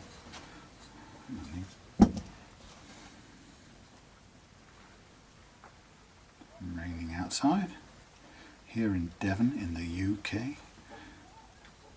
the post-Brexit UK. I was just saying to Claire this morning that I'm looking forward to the spring coming, because one of the things I'm going to do this spring is to make some more of those oak caster double cuts, because I think there's a few folks that would like one of those, and I'm enjoying playing mine so much. Okay, so this one on as well, pull it back a bit, lock it off. Lock it off? No, undo it? No, that's not the way, is it? Oh, come on, Sonny. Get on there. Right, forgotten which way around it went, bizarrely. Okay. This is very nice. I like these tuners a lot. Okay, I managed to get that off the saddle now, but that's okay. And then finally round through this one, put the D in, push it into place, put it back a fraction, put it up. That's us. Woohoo! I'm excited by little things, I can tell you, and these tuners are very nice. I had a look around online and I think I found them for about 50 quid a set. So they are kind of twice the price that I would normally put on a guitar like this. But they do have, without a shadow of a doubt, they have a great look about them. They mean business, and providing of course they work as well as they look, then we'll be okay. Okay, so everything's on, done up, and I'm obviously not bothered about playing it just yet. I want to get the immediate slack out. And the great thing about the locking tuners like this is that they help you to have as little slack as possible tied up in the posts at the other end. So it's not a bad thing, but like I said, the thing to really keep in mind is that crimping business. You might be tempted to just bang them on and tighten that thing up, and what will happen is, if you do, that's very good, but you might suddenly find that you, for some reason, perhaps on this guitar, you might need to slack the strings off all of a sudden to make an adjustment to the truss rod. Very likely on this guitar, and it's down there. Now, the minute you slack the strings off, you potentially could be in trouble, because that crimp point is weakened the strings quite a bit. Now, what we've got right now, just to catch up, we've got the wiring's all done, working, we tested it yesterday, bridge in place, a little bit off centre compared to the pick guard, but I mean it's the way this guitar came. This guitar also has a strange little kind of hump here, which is factory defect, but it's not a big deal. We've got this reconditioned neck, which I've taken apart completely, destroyed and put back together, refretted, reshaped, and now it's sitting with this lovely set of Fender locking tuners on it. It's also slimmed down quite a bit, so this neck has a different profile and a different feel to it altogether. So we're kind of ready to move on with the fret leveling bit, but also what I need to do at this point is we're kind of about to start the basic setup now at this point. So we'll take care of lowering the action, check it against here, make sure there's some relief in the neck, which there is some, a little bit, and then we'll check the nut slots and make sure they're correct. And then once we've done that, it's a case of doing the final or precision fret leveling, and once we've done that, we'll be ready to go. So it's looking good. I'm going to take a break now, hang this up, but I'll come back to it a little bit later on. Oh boy, here I am. Right, we're going to do the action setting on this little beastie, and I do have me oh, why could you? Yeah, well, that's making noise over there. Shouldn't be on the camera. Anyway, look, I'm going to set the action. Well, what am I going to do? I'm going to check the neck relief, and I'm going to see what we've got, and then I'm going to set the last fret action and see how we're doing. Let's have a look. Well, according to this, we've got loads of benditure, absolutely tons of it. Now, the downside of that, as I've already discovered, is I'm going to need to slack off these, unhook the neck. Oh lordy.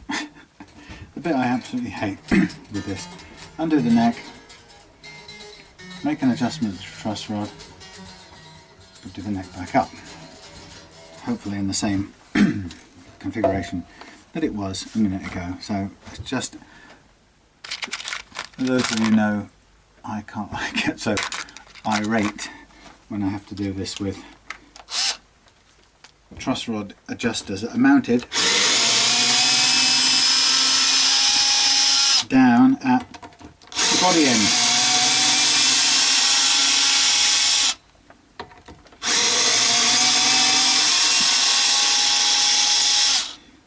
So I'm just going to take this off.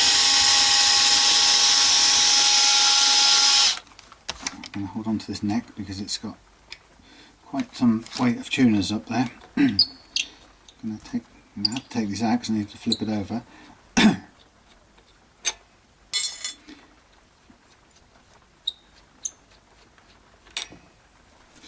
That's a slow, drawn out process. So, and the other thing about this, it's really annoying when you have to make a guitar body end truss rod adjustment, is you're doing it completely blind, right? Because you have no idea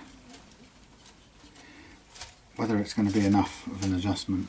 So I'm hanging on to the strings, and I'm going to put this in here, and I'm going to turn clockwise, right, because I want to counteract the curvature, and I'm then going to just put this all back on in the sort of hope that I did it enough. As you can tell, that's a little bit speculative and somewhat hopeful. So push that back in. I'll get it stood up so that I can make sure it's wedged in properly, and then I'm going to make sure that it's pushed over to the right hand side. Right, well, that's a bit of an adjustment, but it's purely blind, so I may or may not by accident have got the right amount. So straight away you can see that just to make these adjustments, I'm having to slacken off the strings, which is going to stress the crimped points around the locking tuners, so that's liable to end up with a string break. So if these had been new strings, you'd be you'd be annoyed to have to do this. As it is, I expected it, so hence. And yeah, so but if you weren't expecting it, it would be most annoying. So I'm just now quickly looking at my string alignment, okay, or neck alignment I should say. Now I'm going to do this right the way up because I can't do anything else. And then I'm going to put it under tension and see what happens to the relief.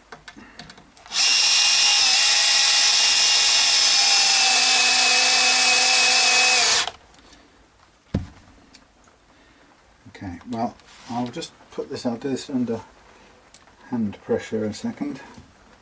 I don't have enough hands, but there we are. But I've got to bear in mind that I may well need to replace this again, or take it off and redo it. So, unless I, by pure chance, got just the right amount of truss rod adjustment, and by chance, bearing in mind hopefully that the truss rod is responding the way I need it to, which is again also hopeful because it's been taken apart and repaired and had a new rod put in. Okay, so let's get a note out of the machine.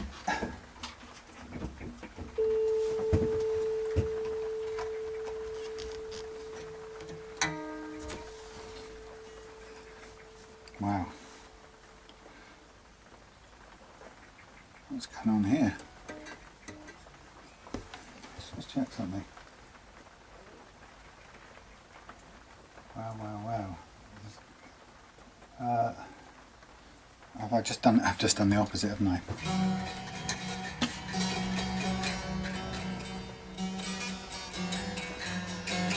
I just tightened that up and I've managed to put an even bigger curve into it, so I don't really quite know how that worked. Brains, reset.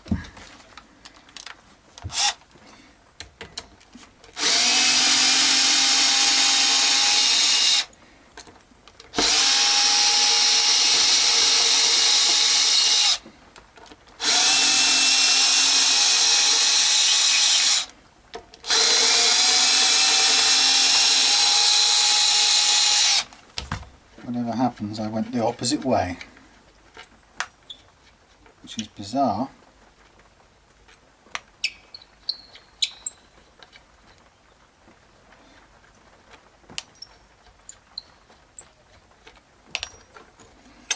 There we go, off again. Okay. Let's just see something here.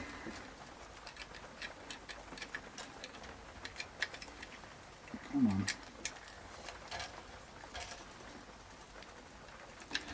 Right, let's see what happens this time.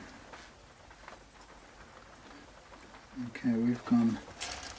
I'm just going to try this because I'm confused now. I went this way. Now we've gone from slack, we've gone into. Oh yeah, we've gone. It's the opposite way. Damn stupid. Okay, so that has kind of flattened it out. I'll stop there. Here we go again.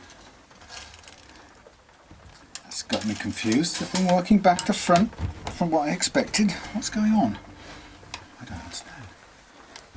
That's one of those things I just told you guys before, that whenever I was flying gliders and my instructor would say right rudder, something in my brain would always kick the left rudder. Yeah, luckily I didn't make it as a commercial pilot.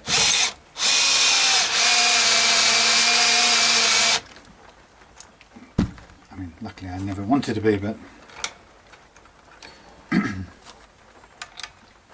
okay, so what I've done is I've flattened the neck, and on the basis that quite often a flat neck is just about enough, and then with load from the springs it then pulls into its ideal shape. Now that's off to one side, that's because those aren't sitting on the saddles. Thank you. Okay.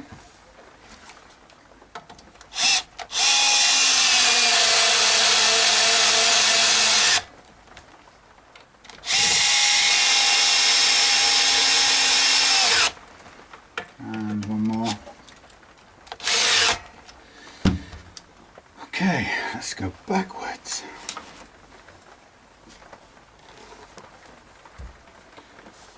That was a bit of a surprise. So it does work back to front when it's down that end. It's also a two-way double action truss rod I've put in here, which has confused me as well.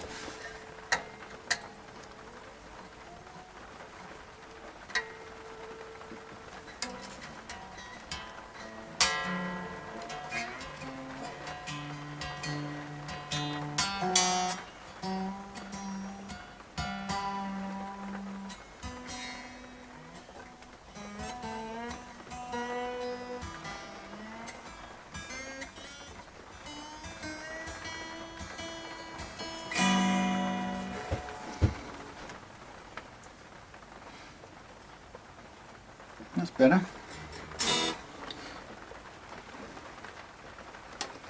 I don't want to stretch this too much because I don't want to run the risk of breaking strings, because I don't want to waste more on the sacrificial stages.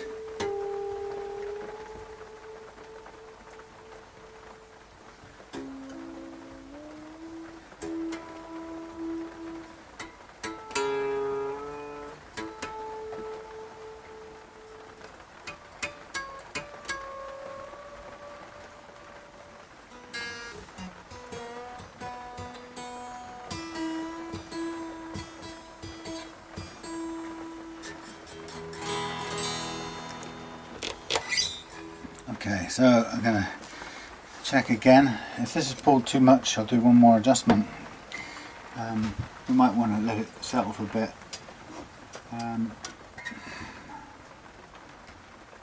Yeah, maybe just a fraction too much. So a tiny weeny tweak down here.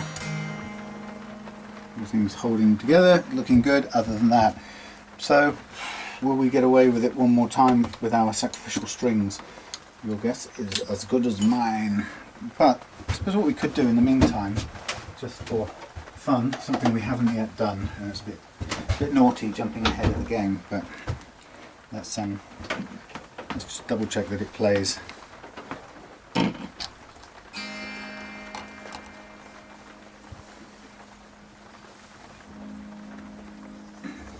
Half and half. Okay, these are quite away from the pickup, so.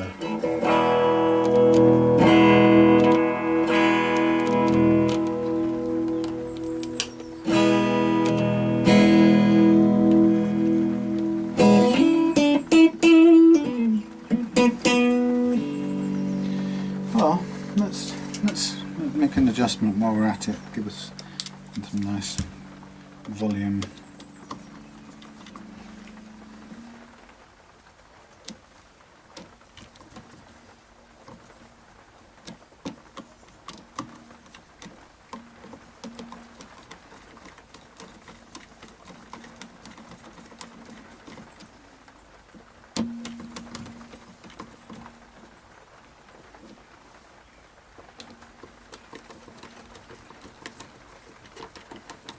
Some distance for this bridge one to go. Now we are going to bring the action down anyway, so that's going to change things there a bit. Let's just have a listen.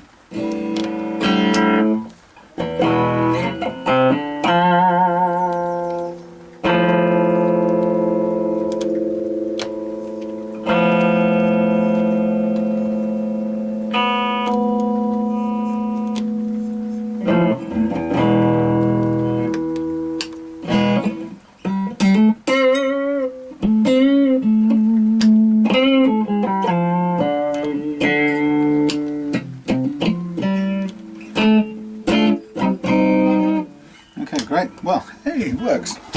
I don't know why I'm so surprised, but okay, so I'm going to do one more small adjustment, and I pray the little stringies are going to play the game and hold out long enough.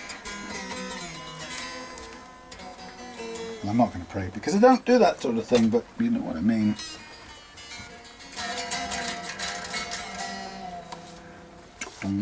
Right, one more time, taking the back off.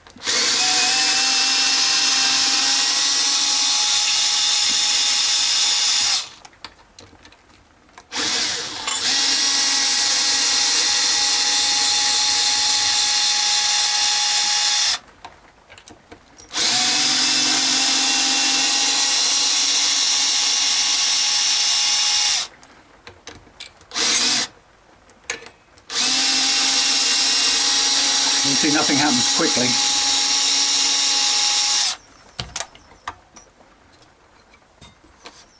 Flip it over, turn it up,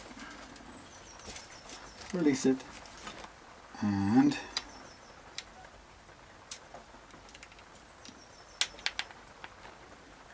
tiny bit more stiffening. And back in place, please. Thank you, thank you, thank you. Thank you, thank you, thank you. Oh, thank you. Make sure it's fully in, and then tilt it over to one side, as far as it can go to the, up against the heel, the wall of the heel. That's what we want. Okay.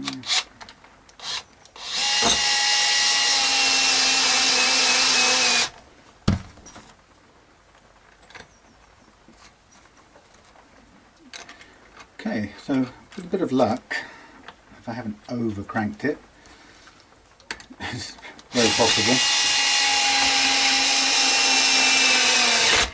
The aim now will be to set the bridge action, or last fret action, followed by the first fret action, and then do the nut slots because they're not precise yet.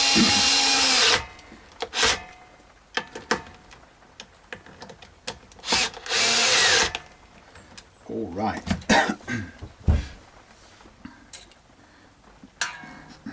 We're good. Nice, right down the middle, which is good. Okay, we go back up to tune, up to pitch if we can.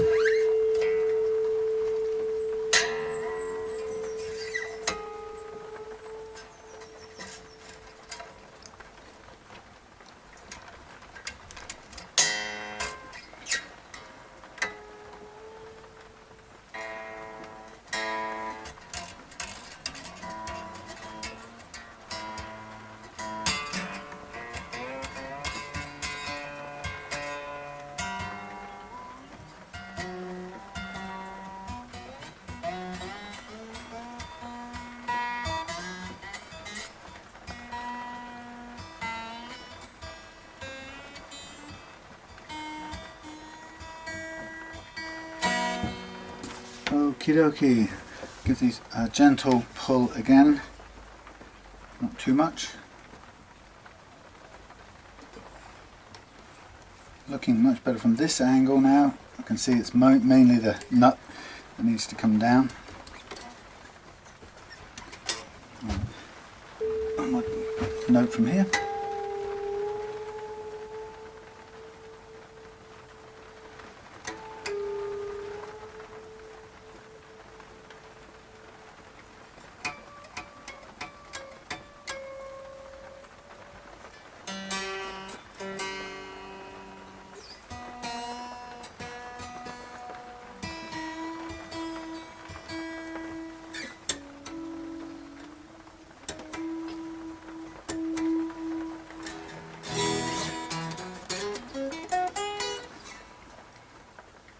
Right, we've got a little bit of relief, just enough. Hurrah! Phew.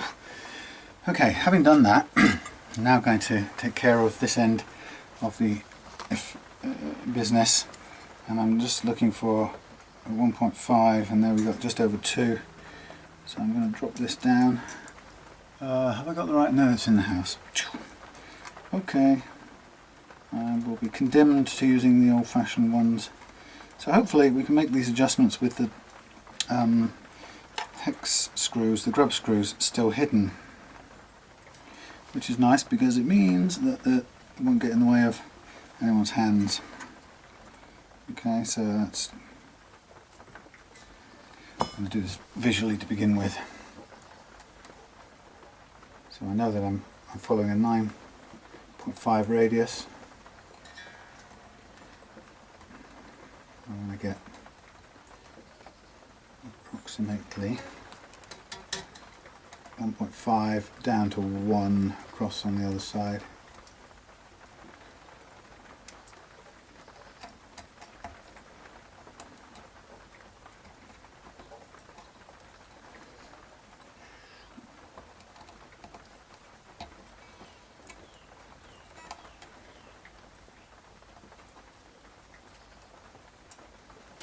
And that isn't for sure yet. I'll look up closer right now. But giving that little pull just to get everything seating properly.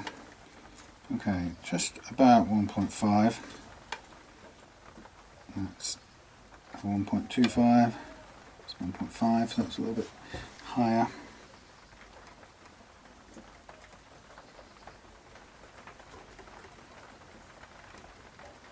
1.25, and that would be a fraction too high then. As with this. Okay, let's have a look. G's gone back up, which is what I suspect.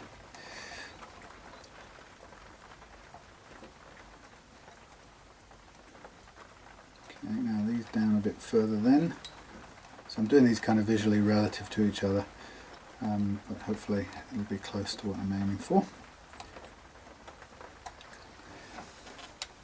So I'll check the back end, far end, so I've got just over 1, that goes down a bit, that goes to 1, so this is still too high relatively, fractionally. But again, for a vintage guitar, 1mm at the last fret on the top E is not, adventurous. It's you know, it's challenging. So hopefully we might be able to get it. Okay, so I'm just going to gently give these a tug. Then go for one more tune, and then I'll be ready for the nut slots. Oh my goodness, progress.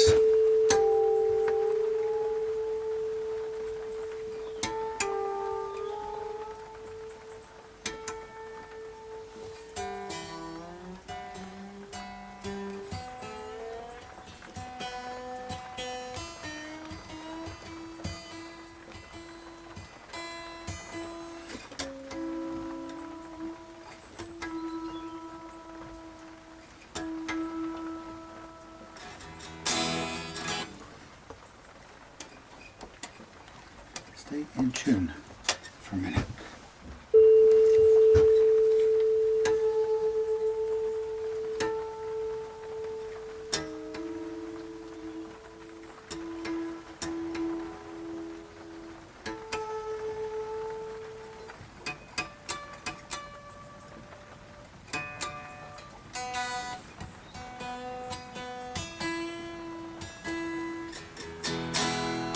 Okay. That's reminded me of something. I now have to mark up the frets, but I'm not doing that bit yet. I'm doing the nut slots. So I'm going to go on this guitar with I'm going to go with nine hybrid 9s, because that's what I had on before. So anyway, hybrid 9s, the numbers I need are, I'm going to get a set of files from those numbers, so I need my feeder gauge, and then I need from a 9 I'm going to go to at least an 11, which I can't see what it is. There's 11. number 1. 11 I'm going to go 13. From 16 I'm going to have to go 17 minimum, but I haven't got an 18, which is a bit of a pain. 17 minimum. Hello. Hello. 26 I'm going to go 32. I did raindrops. Thank you. 32. 36 I'm going to go 42. And can't find it. 42. And 46 I'm going to go 48, which is as big as I've got in the set. Your nails look lovely after you've done those. I know, the state of them. Right, so you look, it's yeah, look, it's. Anyway, look at those tuners. Oh, I say. Something. Sexy. Well. Blimey. Just going to do the nut slots and then the fret leveling and then everything else, and then it'll be done eventually, finally. So I'm going to get a 0.3 over the first fret, which is my target action. As always. They do look nice, don't they? They do. The headstock's just almost too thick for it, but it worked. In the end, it worked. Yeah. Right, going to work on these bottom 3. Before I start with the D. Way over. Okay. Very chunky. They're nice. They're very nice. Mm. Okay. I'll come in for a break in a short while, I think. I finished my form finally. Hey. Yeah. Congratulating. Well done. Well done. Yeah.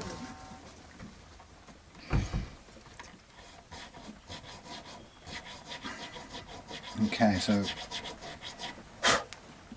cutting down and backwards until I get 0.3 over the first fret,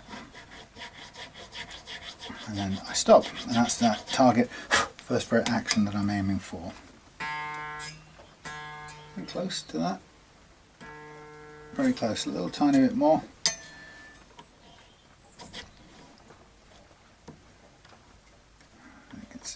When the slot is quite deep like this, it can get difficult to cut. Right, there we are, we're on the mark.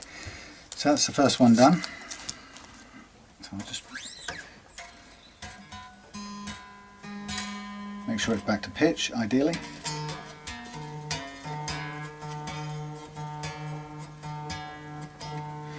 Because if you don't have it at pitch, what can happen is the string sometimes gets stuck halfway down. And if the string gets stuck halfway down, you keep on cutting and the string sticks. And then finally, when you put it under full tension, the string decides to shoot to the bottom of the slot, and suddenly you're a mile lower than you thought, and you have to start again. Which usually means either a new nut or a shim or some other kind of glue and bicarb of soda type repair to get you out of trouble in the short term.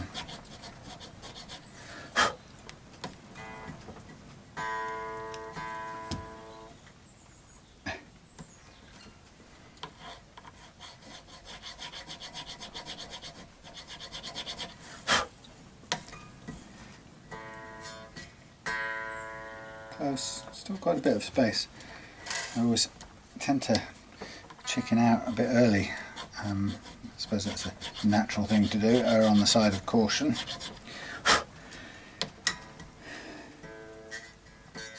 I think that's good. And then finally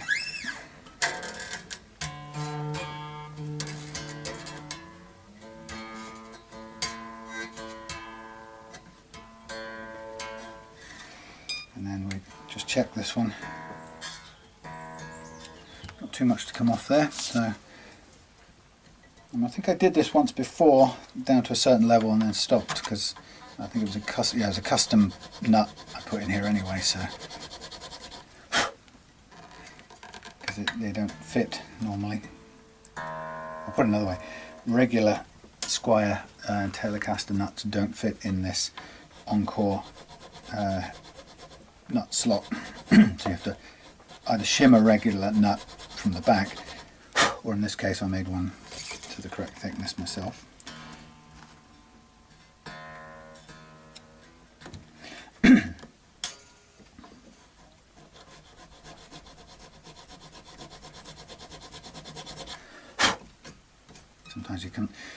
if the wood sticks out, the rosewood sticks out a little bit too far, it's quite hard to avoid clipping it as you're cutting the backwood slot. So look, quite like that. It's more than 0.4 still, but it's 0.3, but it's not a lot more. I think I might just stop there. Feels right. Feels right.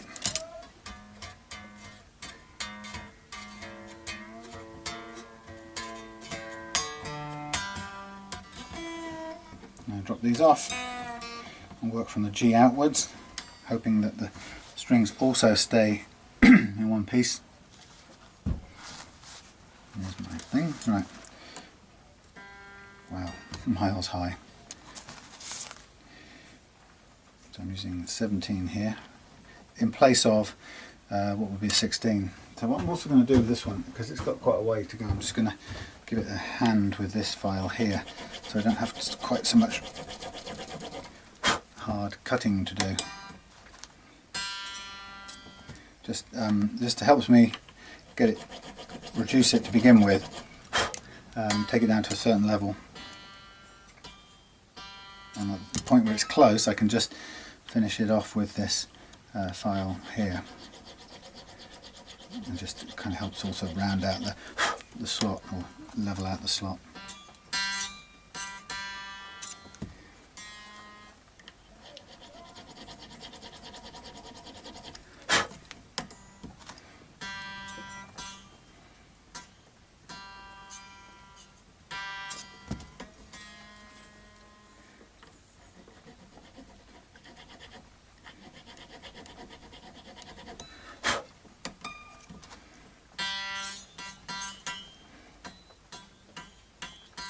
Just about on. You can just hear it ringing out. It's just beginning to choke and bind. That means you're on target.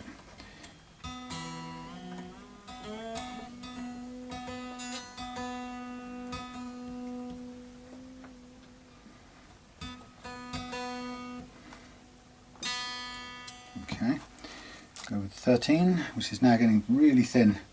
Again, there's quite a bit to go down, so I'm just going to start the process off a little bit with this triangular file.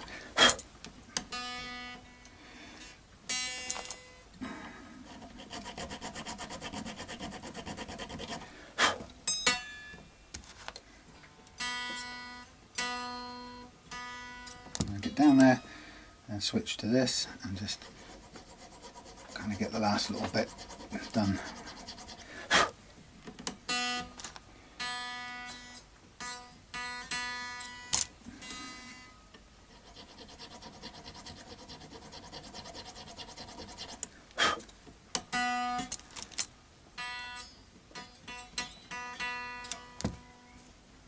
You can hear birds outside behaving as if it's spring. They seem to be chirping with that "let's get busy" noise.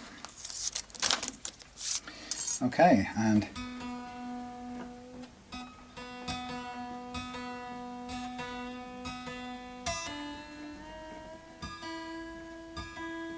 right, and finally the toppy, which doesn't have too far to go. I've got a quick stripe with this, and then the rest with this blade.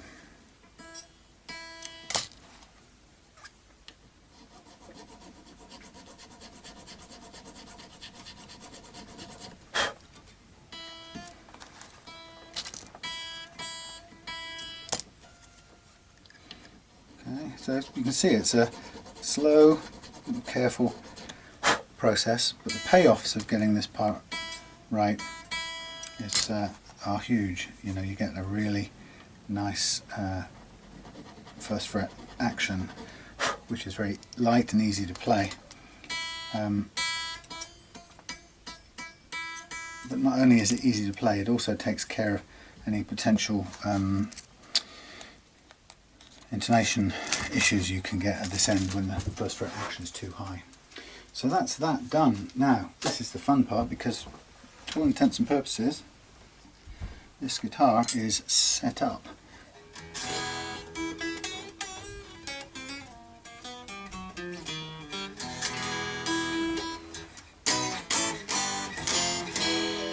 and it's playing really well already. Excuse me, I just want to see what that is. Blah blah blah blah. New speaker of the house. It says Trump should be forbidden for his sexism. Wow. Okay, so look, that's the action setting complete. And what I'm going to do now, yep, I'm just going to do one more slacking off of the strings, one more final, and then I'm going to do them up one more time after this. I'm taking them off now so I can mark the strings up with this permanent marker, and then I'll tune them up one more time, and I just hoping and keeping my fingers crossed that they'll survive the punishment. So I'm marking these up. So what I'm going to do right now is do precision fret leveling. So I've already, having put the frets in myself, I gave them a sort of basic level straight after the refretting of the neck, using a radius block with the neck flattened.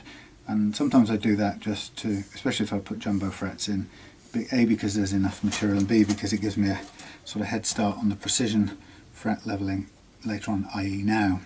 So with a bit of luck, this should only require very small amounts of tweaking to get it to play how I want. And you can tell that it's already playing pretty well, but this will just make a few minor, tiny adjustments really.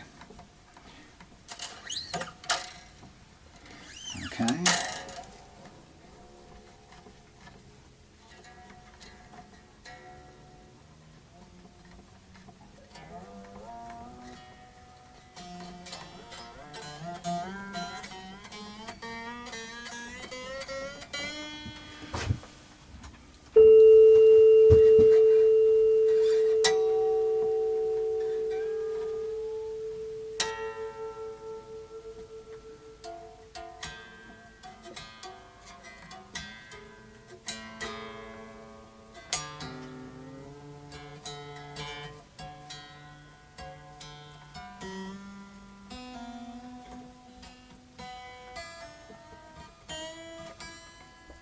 Okay, so I'll just tug this just gently,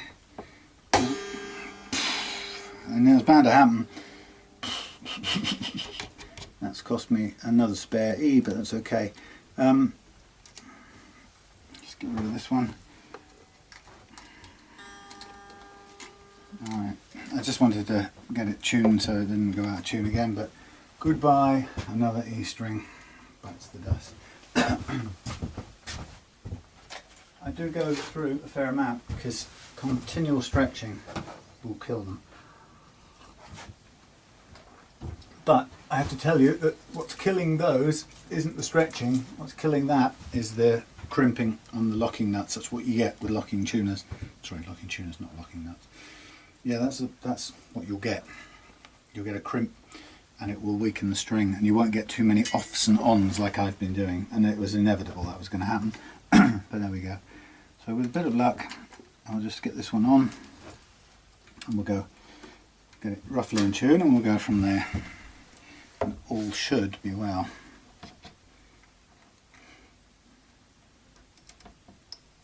And this one's been out here for quite some time, so it's probably a bit got damp along the way. It's probably not in the best condition, but what the heck. Alright, pull it up.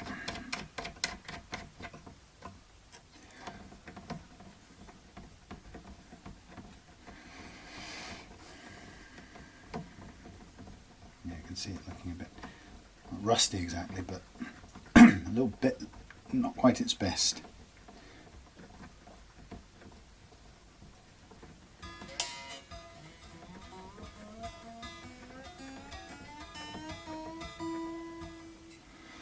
Okay, well, that's not such a big deal. Still got a nice set to use again when the time is right. Let's get these just tuned now and hope they stay roughly in tune.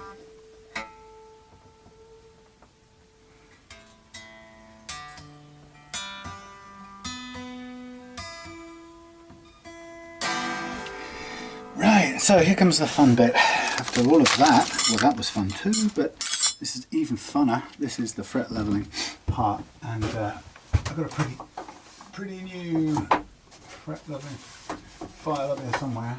There we go. So I've been done one before, so I can do another one.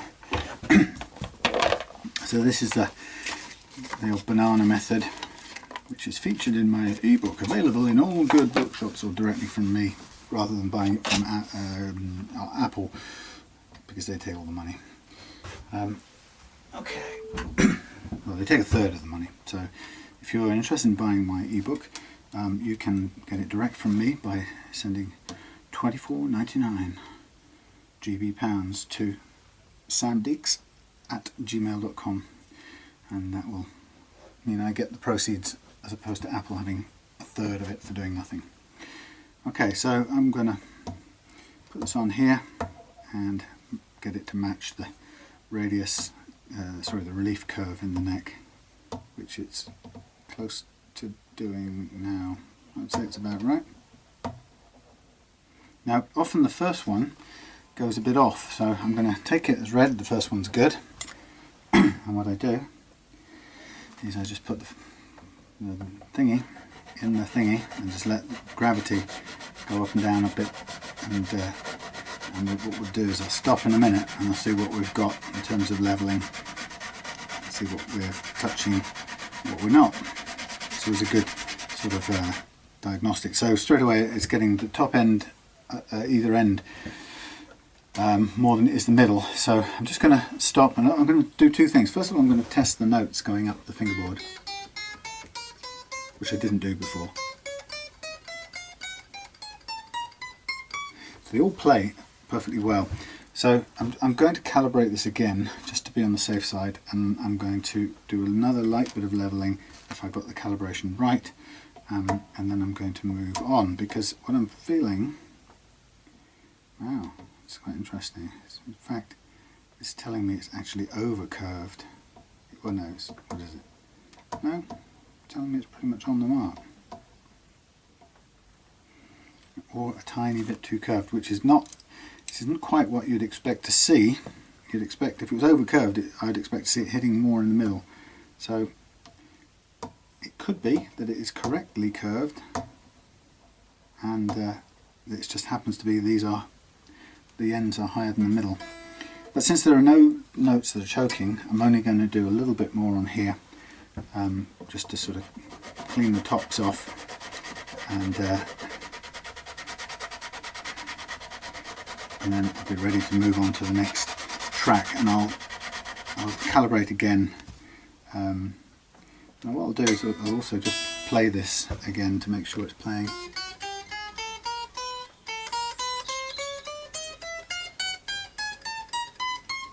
It's playing at 1mm, which is pretty good, but it's choking out on bends, which is quite easy to expect.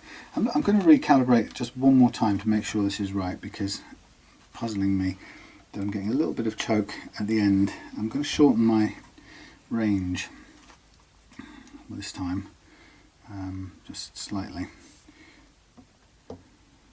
Let's see what we've got. Okay, we need some bending in the middle. The reason I'm doing that is because I rebuilt this neck myself. I'm just concerned that I might have a slight kick on the heel there, or rebuilt it myself. I clamped it all very well, but I have a feeling that last fret might be the fingerboard might just be fractionally canted upwards.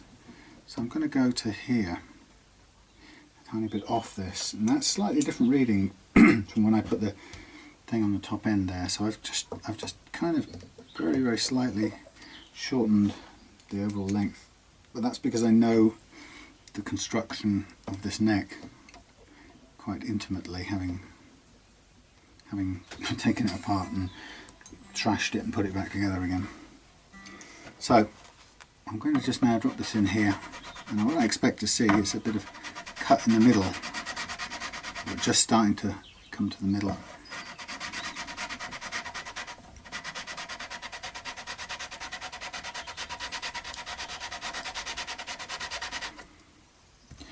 Okay, I'm going to stop there a minute and just play it, see what we've got, and then move on.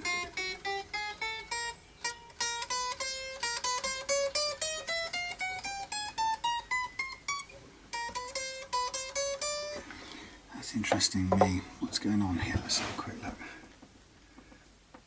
It's fairly even.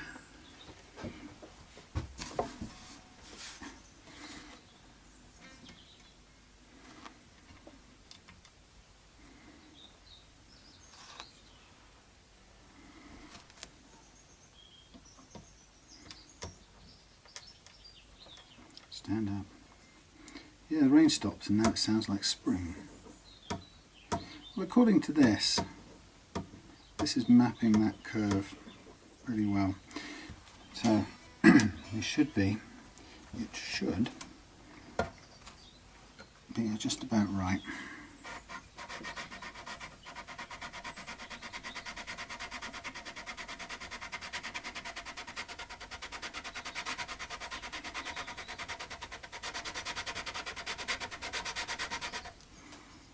Okay, I'm just going out with backgating there.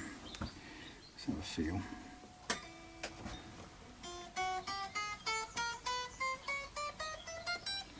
Okay, I'm going to do a tiny fraction more because I can hear that just disappearing now.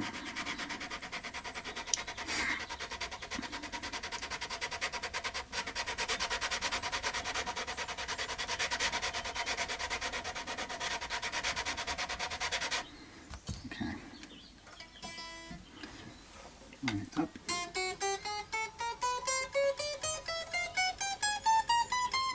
And I'm going to sneeze.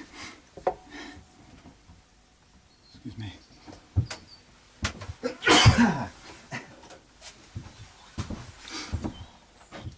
Alright, I'm going to go to the next line, but I'll test that one first.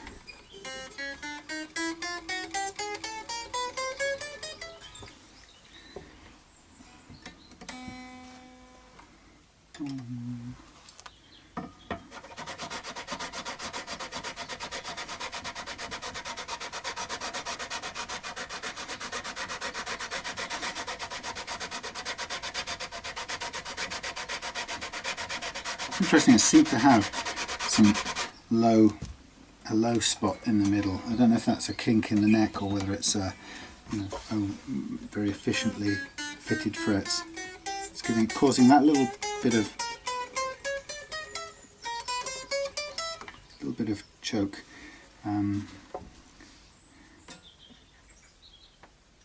Yeah, should be able to map it. There should be no reason not to. Let's just double, treble, double check.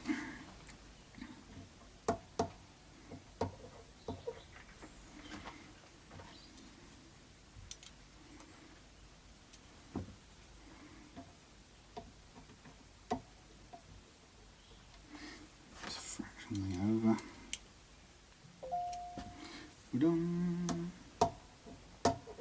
Okay, I'm going to go with this, and I'm going to go one more on each of these tracks, the E and the B, on this setting.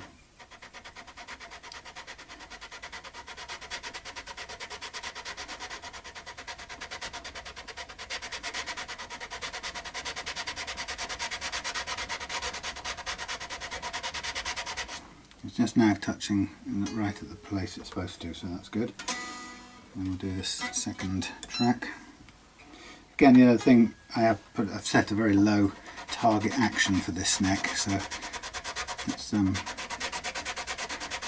if we struggle, I will always be prepared to raise it a tiny bit, but it's nice to aim for the really challenging setting first without having to go up. Right, let's try this.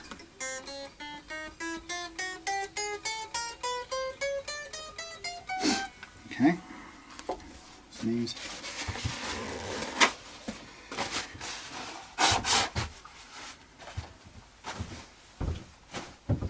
That's why I like to have jumbo frets, because it gives you that bit of extra room to work things, so you don't run.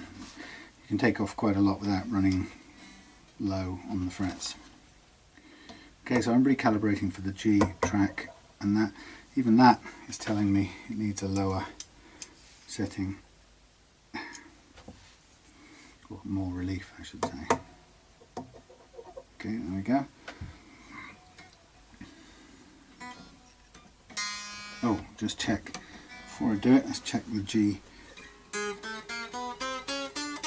Yeah, a little bit choky in the middle there, like the rest.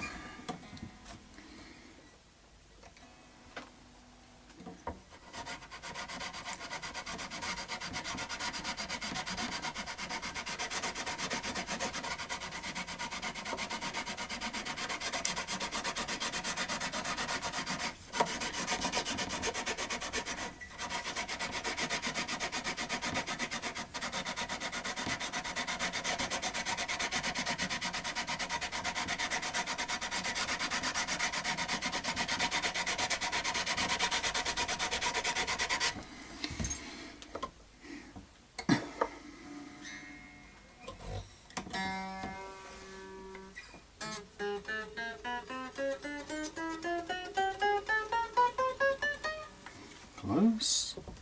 I'll just try thinking it, calibrating one more time. Something quite interesting about this, the way it's going tonight. It's a little bit off my beaten path radar kind of thing. It's proving deceptive in ways I'm not quite understanding. So it's like my out of the ordinary radar is flashing. It's like, well, there's something going on here. There's a little bit of an unusual kink here to take care of. It's not, I mean, it's not insurmountable. I'm aiming, you know, as I said before, I'm doing this for a very low action, which is always a luxury to kick off with. And if we can't get there, we can always back up by, you know, a matter of a tenth of a millimetre probably. But there's a little dip somewhere that's now being a challenge.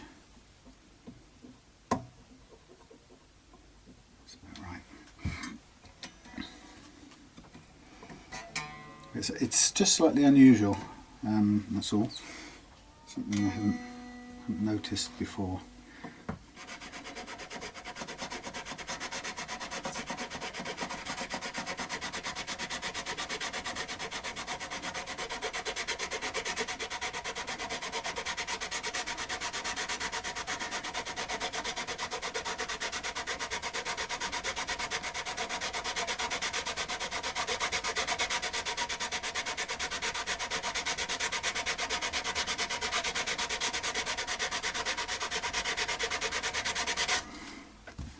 When you finally get down to that low spot,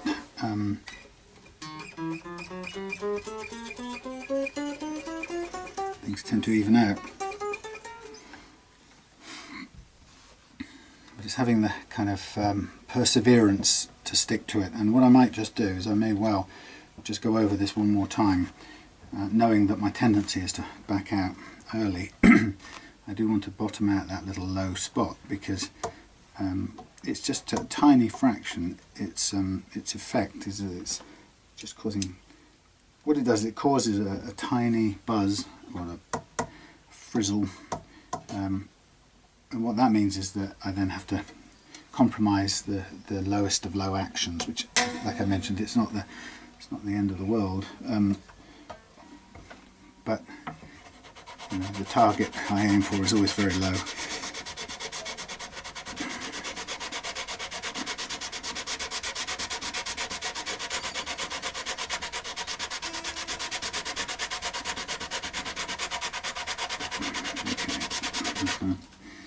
Getting there on this point of the neck, which is good.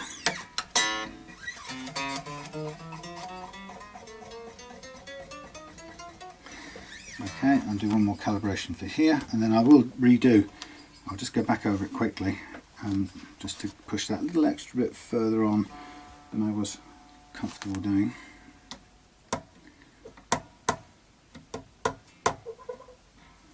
Tiny bit more curvature in here.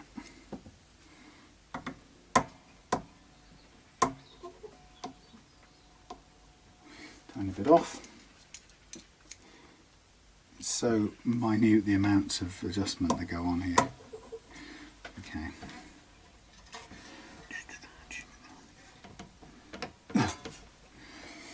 String spreader.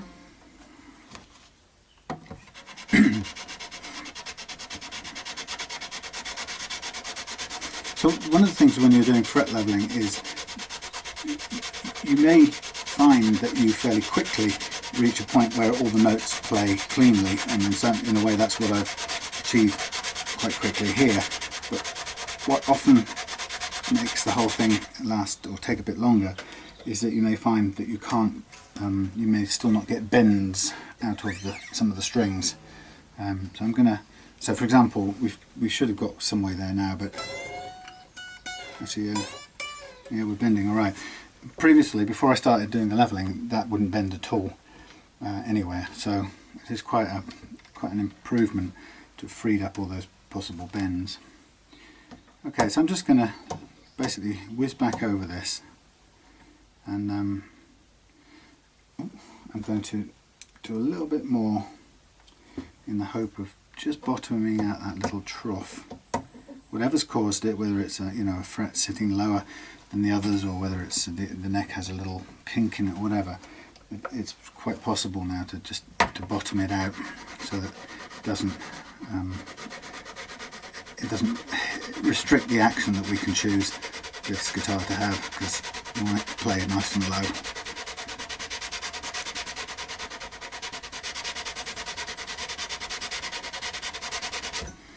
Okay.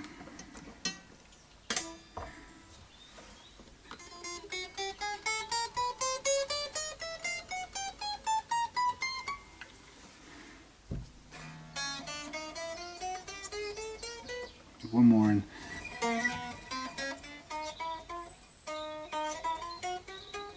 One more in the B track, I think, and then we'll be done. Move on to the next exciting stage, which will be to polish out these levelled frets. And when we're talking about levelledness here, we are talking very precise, tiny amounts of precision levelling. This is tenths, no, thousandths, hundredths, if that, of an inch, or tenths of a millimetre, if that. Very small amounts, making big differences to the clearances after from one fret to the next. Okay, I'm done.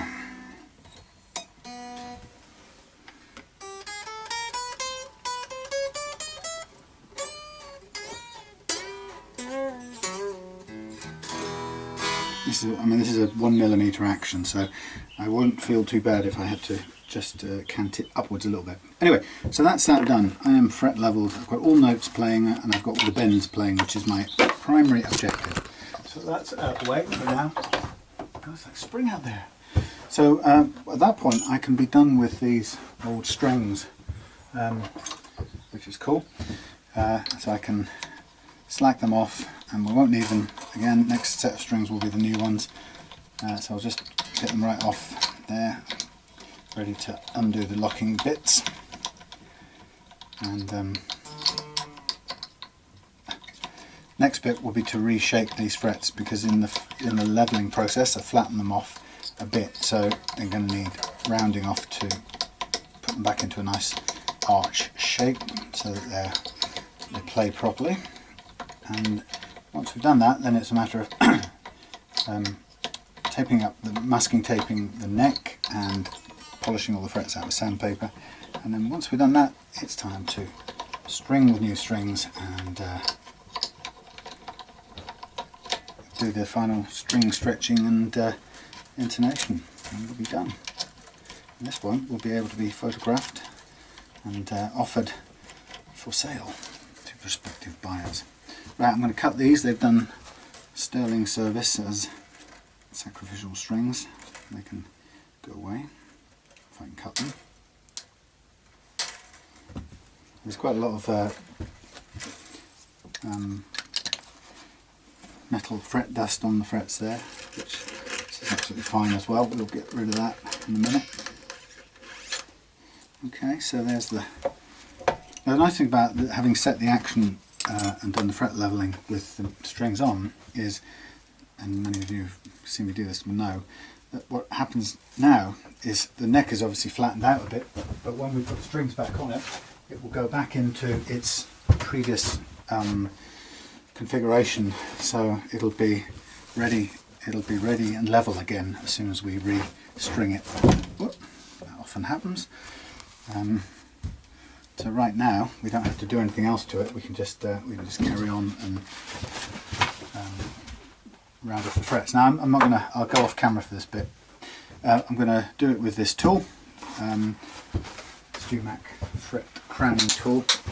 You can, in my ebook I show you how to do it with a £1 file. It's easy to do. It just takes about 2 or 3 times longer, but since this doesn't take that long anyway, the long version isn't that long, if you get what I mean. So once I've done that, I'll then spend some time taping off the neck so it's all the fingerboard is protected, and then I'll polish it out, and I'll do it with 3 grades of paper, 600, 1000 and 1500, and a whole set of micro mesh papers.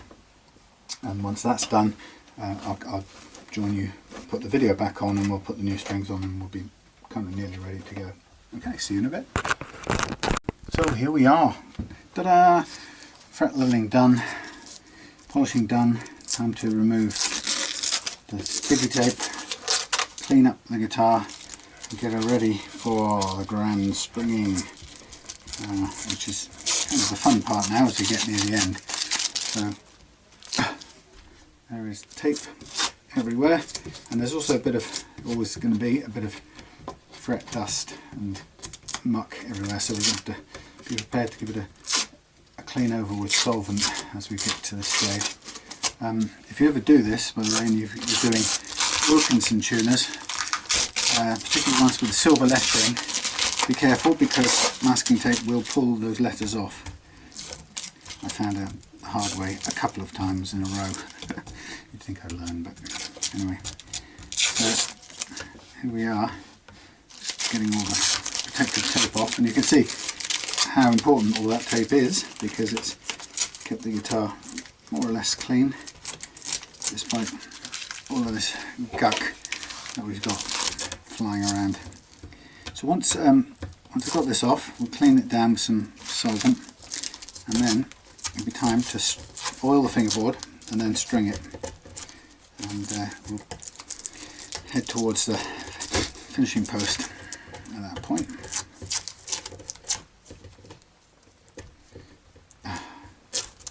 Just looking at this guitar, and thinking how nice it is to have something that's different, and not only improved than from the run of the mill, but the fact that there is not another one like it in terms of the shape of this neck. That's hand carved, hand finished, and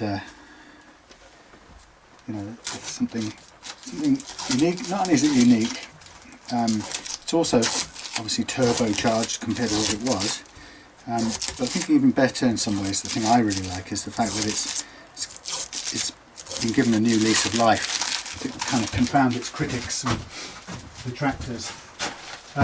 People who don't have a lot of time for the Encores and the such like budget guitars of this world. So I really like the fact that it's now a pretty good condition guitar. So I'm just getting rid of some of the dust that's built up around here. Getting a good clean down.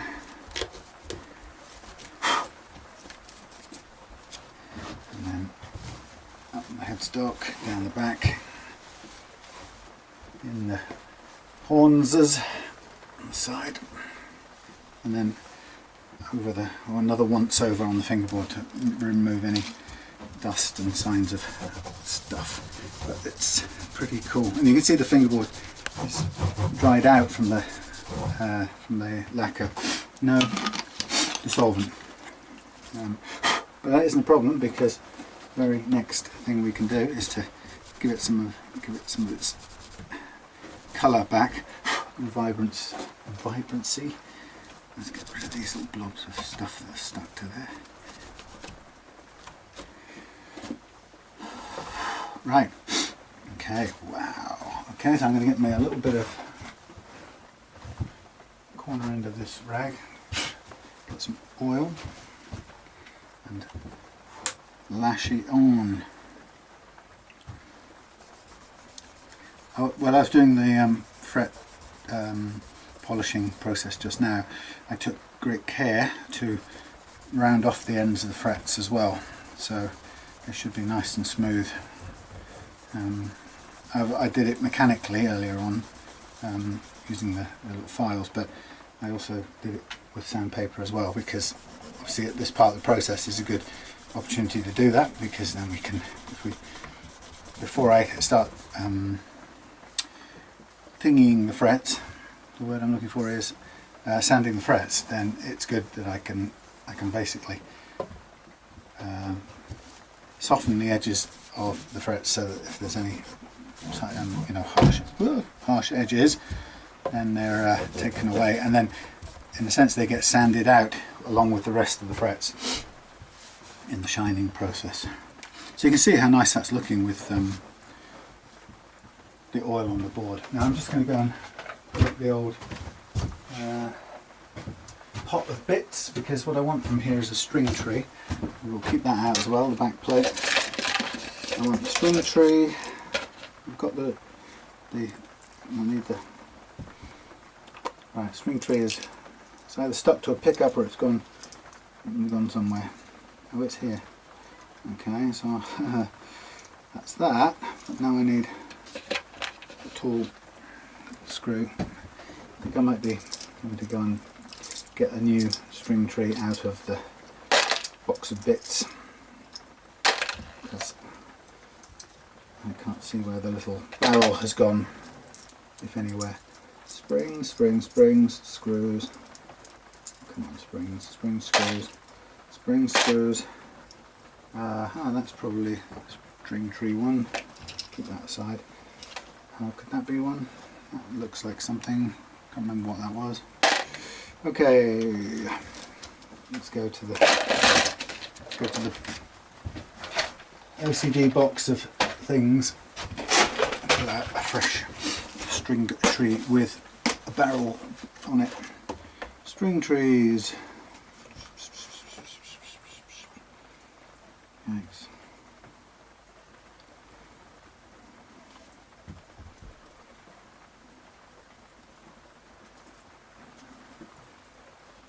Dot markers. Pivot screws, strap screws, bridge. String trees. I had a thing saying string trees. Oh, now it's vanished.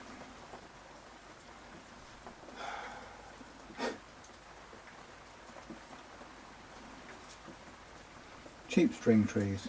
That's not what I want. I want decent string trees, but they're just gone. Okay. My brain is telling me the thing I am looking for is not there. And the question is, where has it gone to? Spares, leftovers, no, no, no. Spares, leftovers, no, no, no. No, no, no. Box of bits, anything? File away, no, no, no. Shh. Okay. One is due a very serious tidying up after this, because right now one appears to have lost one's little box containing string trees, and one now has no hope of finding out amongst this mess. Yow. String trees. It's in a little plastic container. It's not that one. That's just US bridge grub screws. Is that it? But can't be it. No, that's grub screws, like it says. US bridge grub screws. Strap.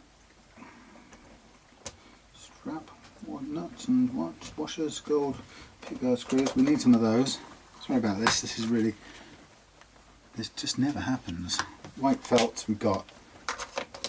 Pick-up screws, dot markers, grub screws, cheap string trees. Where are the string trees? There's a small one. Pick up height screws. No. String tree. Oh. Right, everything needs relabeling. That's it. Take a whole week and relabel everything. Talk that mega annoyance. Holy cows. Right, I'm going to treat you to a neat little string tree. A string tree treat. Does this go far enough? No, that won't go far enough. I should like to do that, but it needs a longer screw, which right in a second, here's one. That's more like it. That goes through there. Yes. That go through there. Yes. That go into there. Yes. Very good.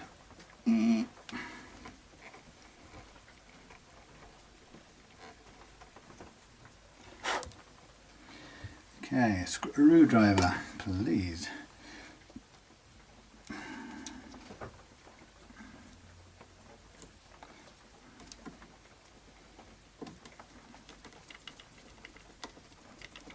Go in. Bite your way in, my dear friend.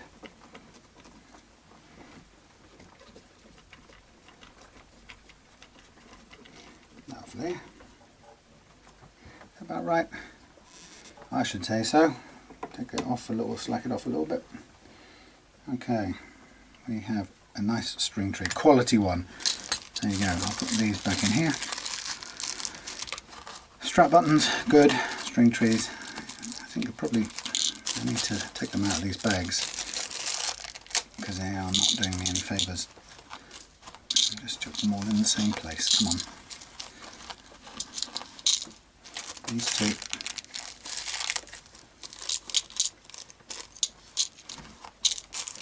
Right, bin, bin, bin, bin, bin. Keep. That means they'll be easier to find in future.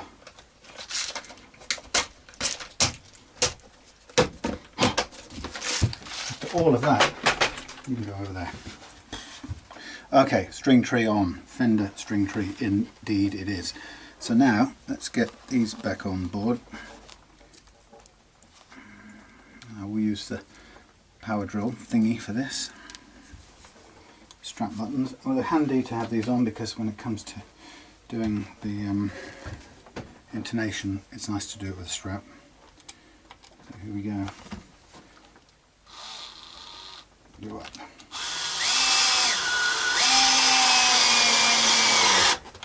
Nice and tight. Beautiful.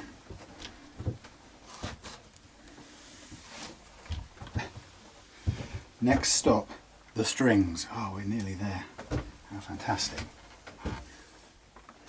Stay up there.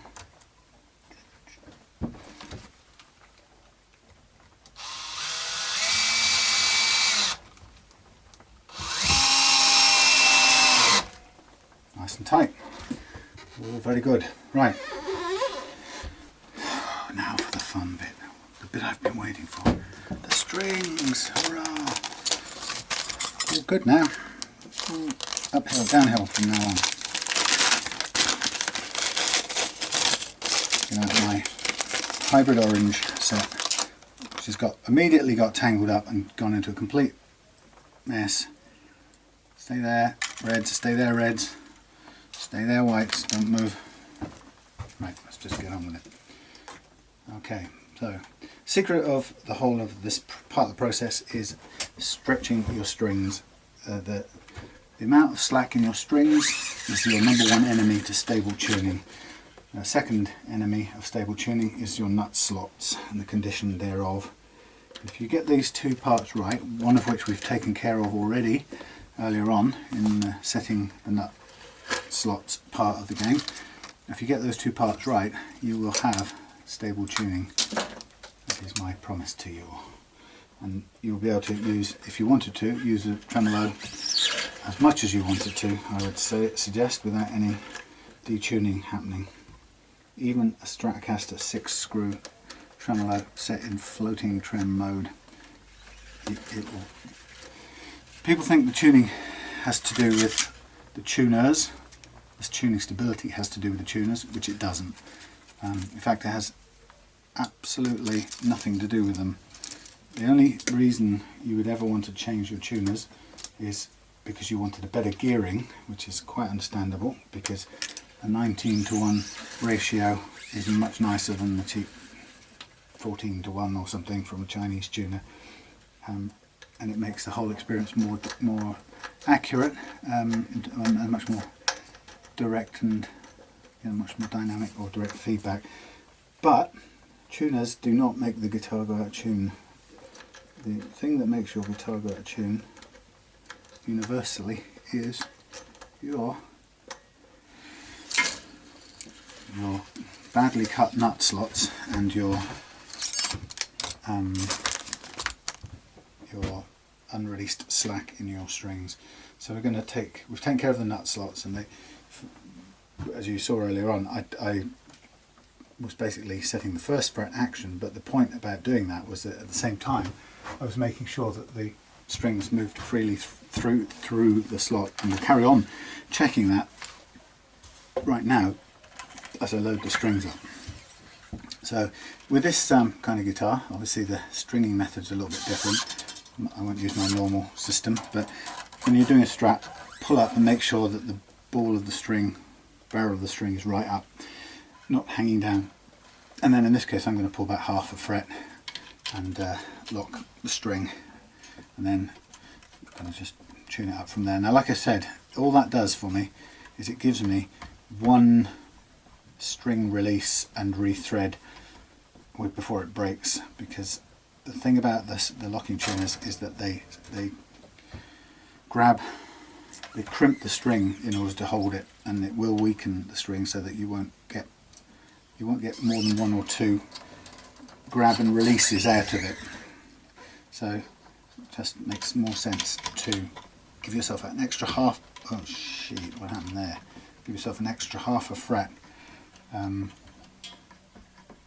so that if I had to take this off, I could push the crimped bit through out the other side of the peg the next time and successfully lock it in place and tune it without the thing snapping. If you just go straight through now in a straight line, pull it all the way through and hit that, tie it up now with the without giving yourself that extra bit, you'll just basically you'll crimp it at its fullest stretch, and then when you try and put it through the second time, you'll be trying to bite onto an already bitten patch of string, and that will snap and it will bust at the nut side of the tuner peg. If you give yourself that extra wind, you have the option to push through the already bitten piece of string, and in doing so you give yourself a bit of clean string to bite for the second time, and you'll get an extra reset out of it. I learned the hard way about that. Wow, these are beautiful. I hope James doesn't want this guitar, because I want these tuners so badly. Now, as I said, the stretch in your strings is the biggest enemy of tuning stability, and contrary to what people think, often people have given me a guitar they've had and played for a year, and as soon as I get it, I can pull the strings and get a huge detuning out of it straight away. And by logic, they wouldn't think that should be able to happen, because they think by that time, over a period of time, they think the slack will have released itself, and after playing it and so on, there shouldn't be any more slack in there. But there is, and it's proof that you know, people keep asking me, can't you just tune it up and leave it for a week and then come out and play it and it'll all be sorted? And the answer is no. You have to physically pull the slack out of the strings. It will not just dribble out on its own. If you don't pull it out physically and leave any in there, including around the tuner post or anywhere where it can be stored, it will come out when it wants to, and it will usually be when you do put the guitar under force, i.e. when you're bending strings, playing lead parts or something, and then you'll get a detuning which you don't want. So it's amazing how long this slack will stay unreleased in your strings for. There we are, look at this beauty. I really love the way this is now. I'm just going to cut these off right at the stubs so that nobody, namely me, can get stabbed and have to bleed for their art. So now that, having said that thing about the tuning stability and what comprises it. The thing I'm going to do now is going to stretch the strings thoroughly, and in stretching them, while I'm stretching them, I'm also going to be paying very close attention to what happens at the nut, because if I hear any pinging, now if you remember I cut the nut slots here above the size of the grade or the gauge of strings I was using, so I went up on each of the strings. However, it's still likely to bind, and if it does, you don't make the mistake of thinking you can solve it by throwing on some nut sauce or some graphite. My recommendation, my advice to you is don't let up on this stretching and nut adjusting until these strings go through the slots without any protest at all, no pinging, nothing. Okay, only when they go through completely smoothly without any pinging, then put on graphite powder in the slots for a very final extra bit of lubrication. But don't try and use that to solve the problem, because it won't do it. And even if it did it for a while, the lubrication would run out, and what would happen is you'd go back to the string being stuck in the slot again, and you'd start pinging and it would start jumping out of tune. And it only takes the tiniest bit of hold for this to go out of tune. Okay, so that's my first stretch. So now what I'm going to do is I'm going to get a note out of here, and I'm just going to tune the A up.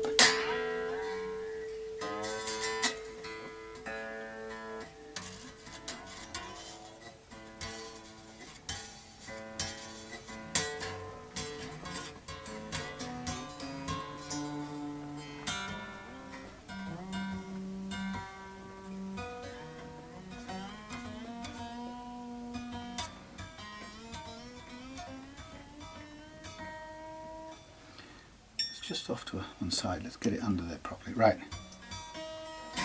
so first of all, you can now have a sneak preview.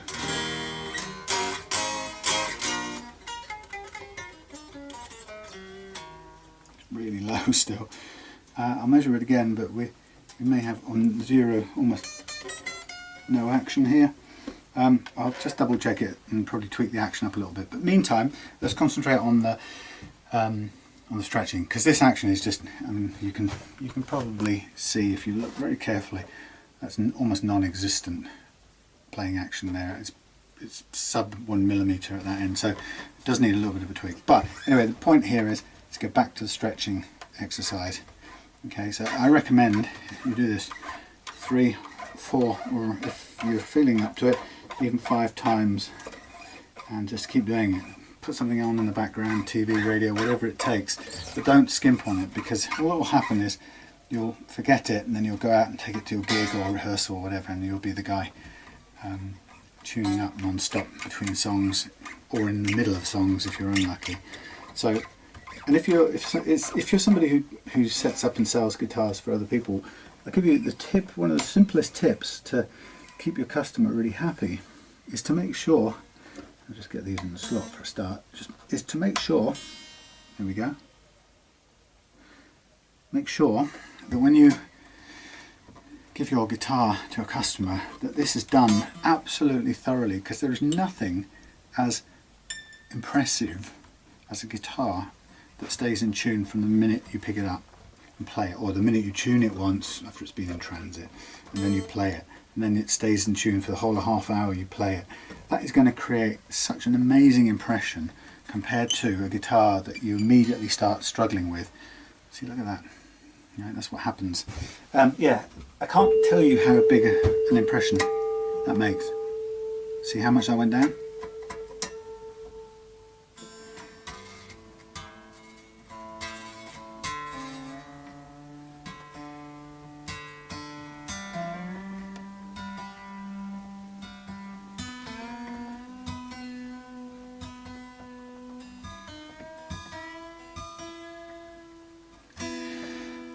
So that was the slack coming out again, and here we go again. Now, I do this so often or so much that it's very likely that I end up breaking I often break the top E string doing this, which is why I always buy rotor sound string, because the sets I get always have a spare top E.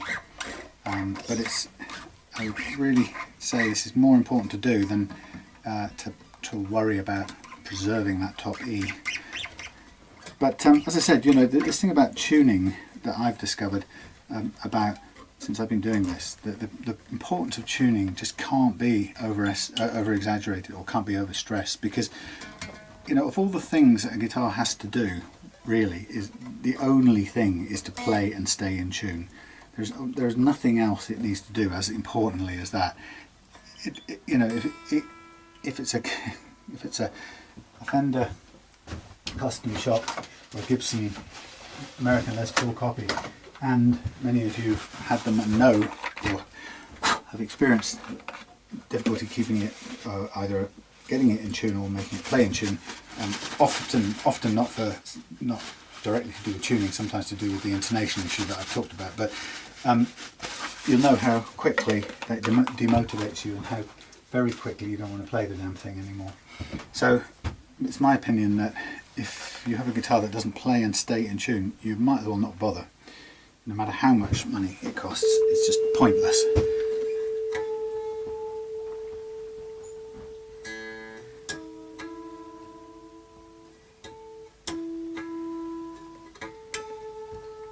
So a bit of detuning that time, but not so much.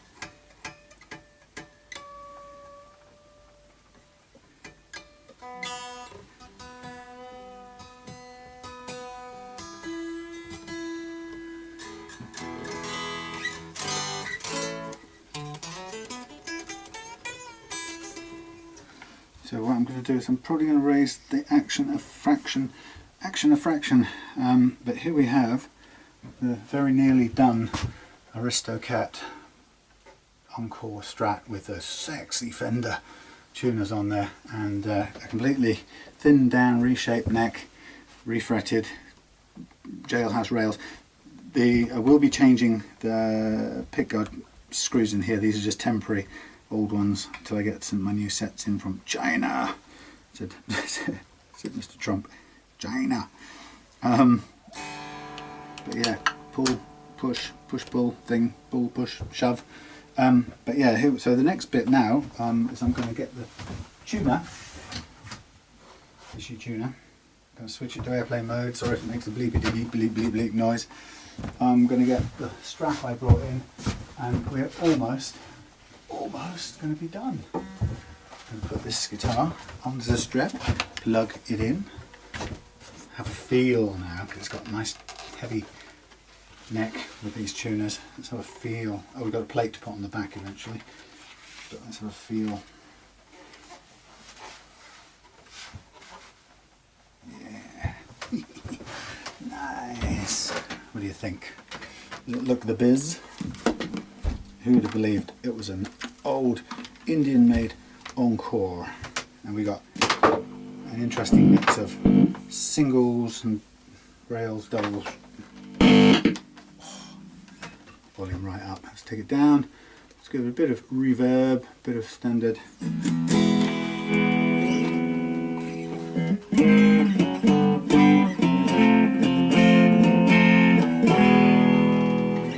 And so we are in humbucker mode.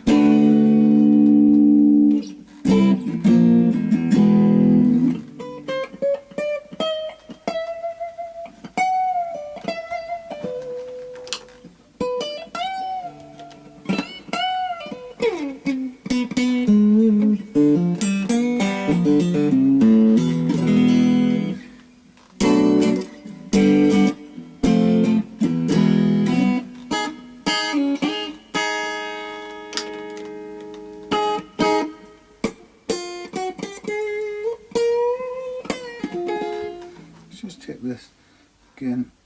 Yeah, we got relief in there. That's good. Just going to raise the action a tiny fraction. And it sounds like a Rocky Horror song, but anyway, let's do that afterwards, because it's over here somewhere. I put the. Oh, how annoying! It's gone walkabout. It was over here. It was over here. No, it's not that one. Okay, that's pretty cool. How a small. Very small Allen key can vanish. There it is. Damn. Anyway, that's the point. Right now I want to concentrate on the that thing, setting the intonation, and then I'll just tweak the action after. So hold on, be with you. iStrobo Soft by Peterson Tuners. Here it is. Now I want the screwdriver to do my adjustments. Now I wouldn't be surprised if these are quite a way out, because we have a different neck that didn't come from this guitar, and we also have a bridge that wasn't, I know how good that was in the first place, but let's start with A. It's got a bit of pulling to do.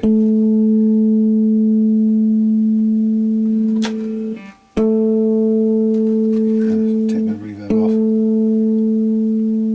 Nice tuners. Ooh, yeah. Now I'm listening, by the way, whenever I move the tuners, I'm listening for any pinging sounds. I haven't heard any yet in any of my tuning out, so I'm confident that the strings are running smoothly through the nut slots. If they're not, that's when I'd take a piece of sandpaper and a blade.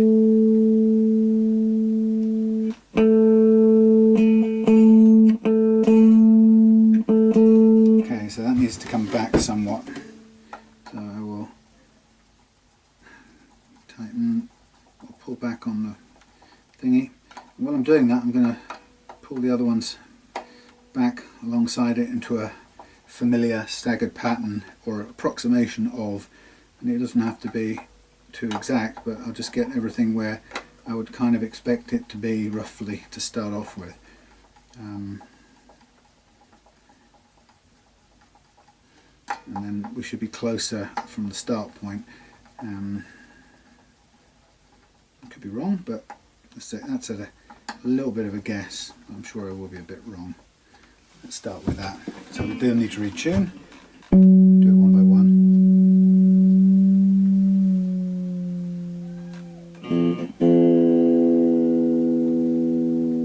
Got sharp edges, these tuners.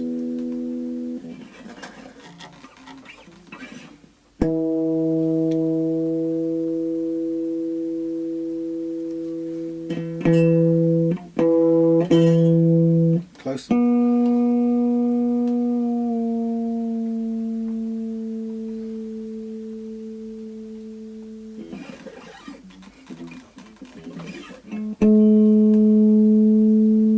No pings from the nut.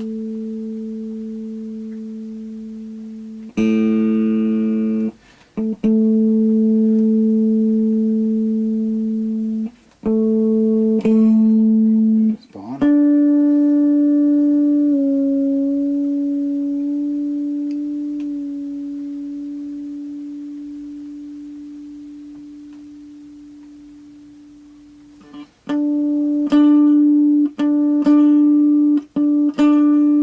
Tiny bit sharp, which means it's too short, therefore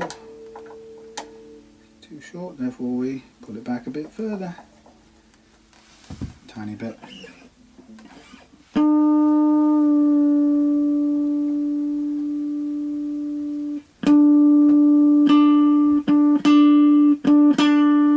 Very close.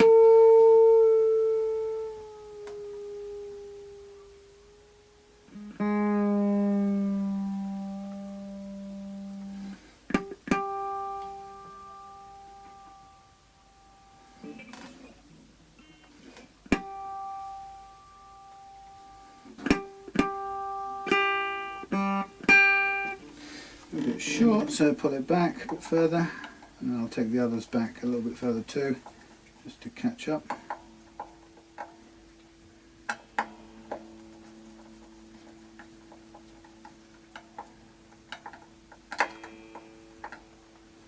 Nice thing about these Strat saddles is there's so much range or such length of travel that if you do get a bridge that's slightly out of position, I don't know whether it's out of position or whether the original scratch plate's slightly wonky, but if you get one that's out of position,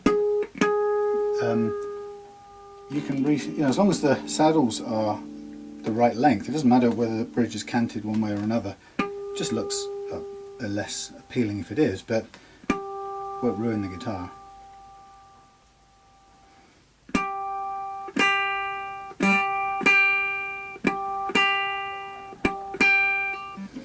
Fraction sharp, but hardly any. So I'm going to give a couple of turns to each of these.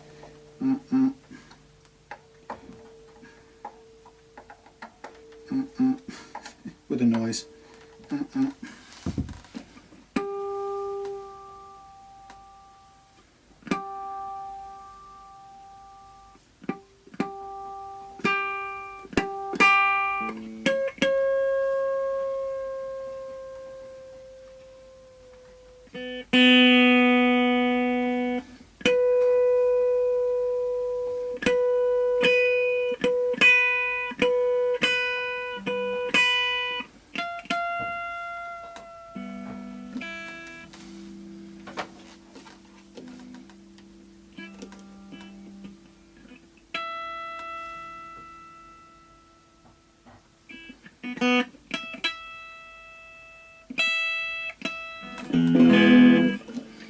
Okay, let's go back to note by note tuning.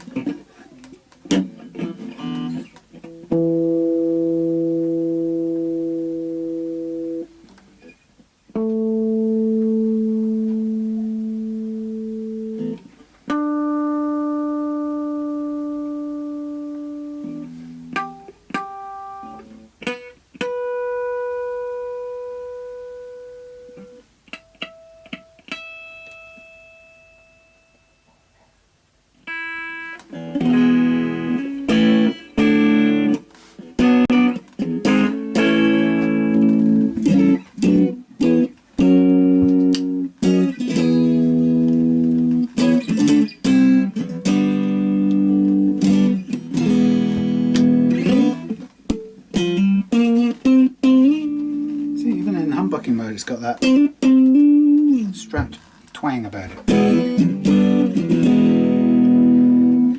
See what it's like with the way.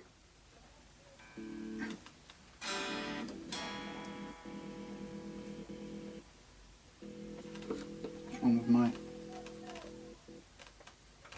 Oh, what's that now? Hello, amplifier. Oh, okay, volume right off.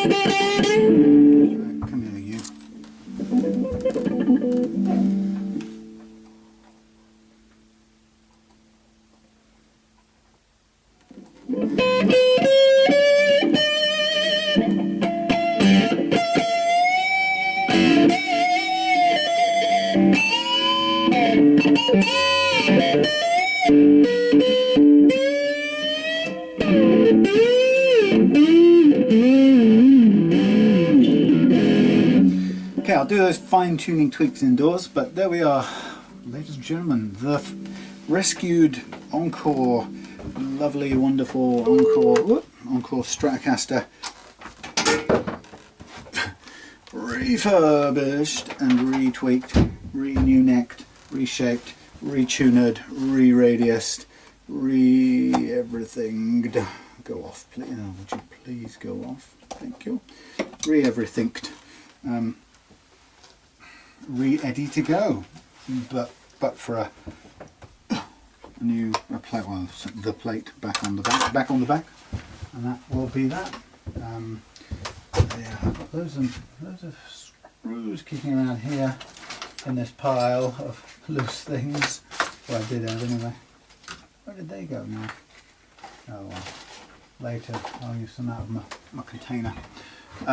Yeah, so I hope you have enjoyed the drawn out process of turning this hated Encore, hopefully, I really do mean hopefully, into well, a loved yeah, a loved instrument. That's the whole point of it. So I'm just going to use some of these leftover tuner screws. No, not tuner screws, you know what I mean. Yeah, let's use that. Speed things up a bit. Yeah, so from a I guess in truth a much lamented and ridiculed guitar into one that I'm hoping, very much hope, the new owner will enjoy having as a unique rescue dog, I suppose you could call it, and that's what I like about it. That's what Reloved guitars exists to do. It's to rescue these old hounds and give them good homes. So this scratch plate isn't this rear cover plate isn't fantastic condition. There's a couple of little cracks in it, so but it does what it's meant to do. It just keeps things looking nice, and that will be me done for the evening. Well, not for the evening, but for now. Anyway, so there you have it. I'll just wait for some new pickguard screws to arrive, but there we go. Look, the reshaped, reclaimed, reloved neck in every sense of the word, from a broken piece of junk to a nice playing neck with jumbo frets, and well, quite an unusual Stratocaster, perfectly balanced now, looking great, feeling great. So I hope that was interesting for you. I'll see you again on the next one, and yes, there is another one of these coming along, and of course there's Beastie here, which is not far off coming out to play once I get this neck.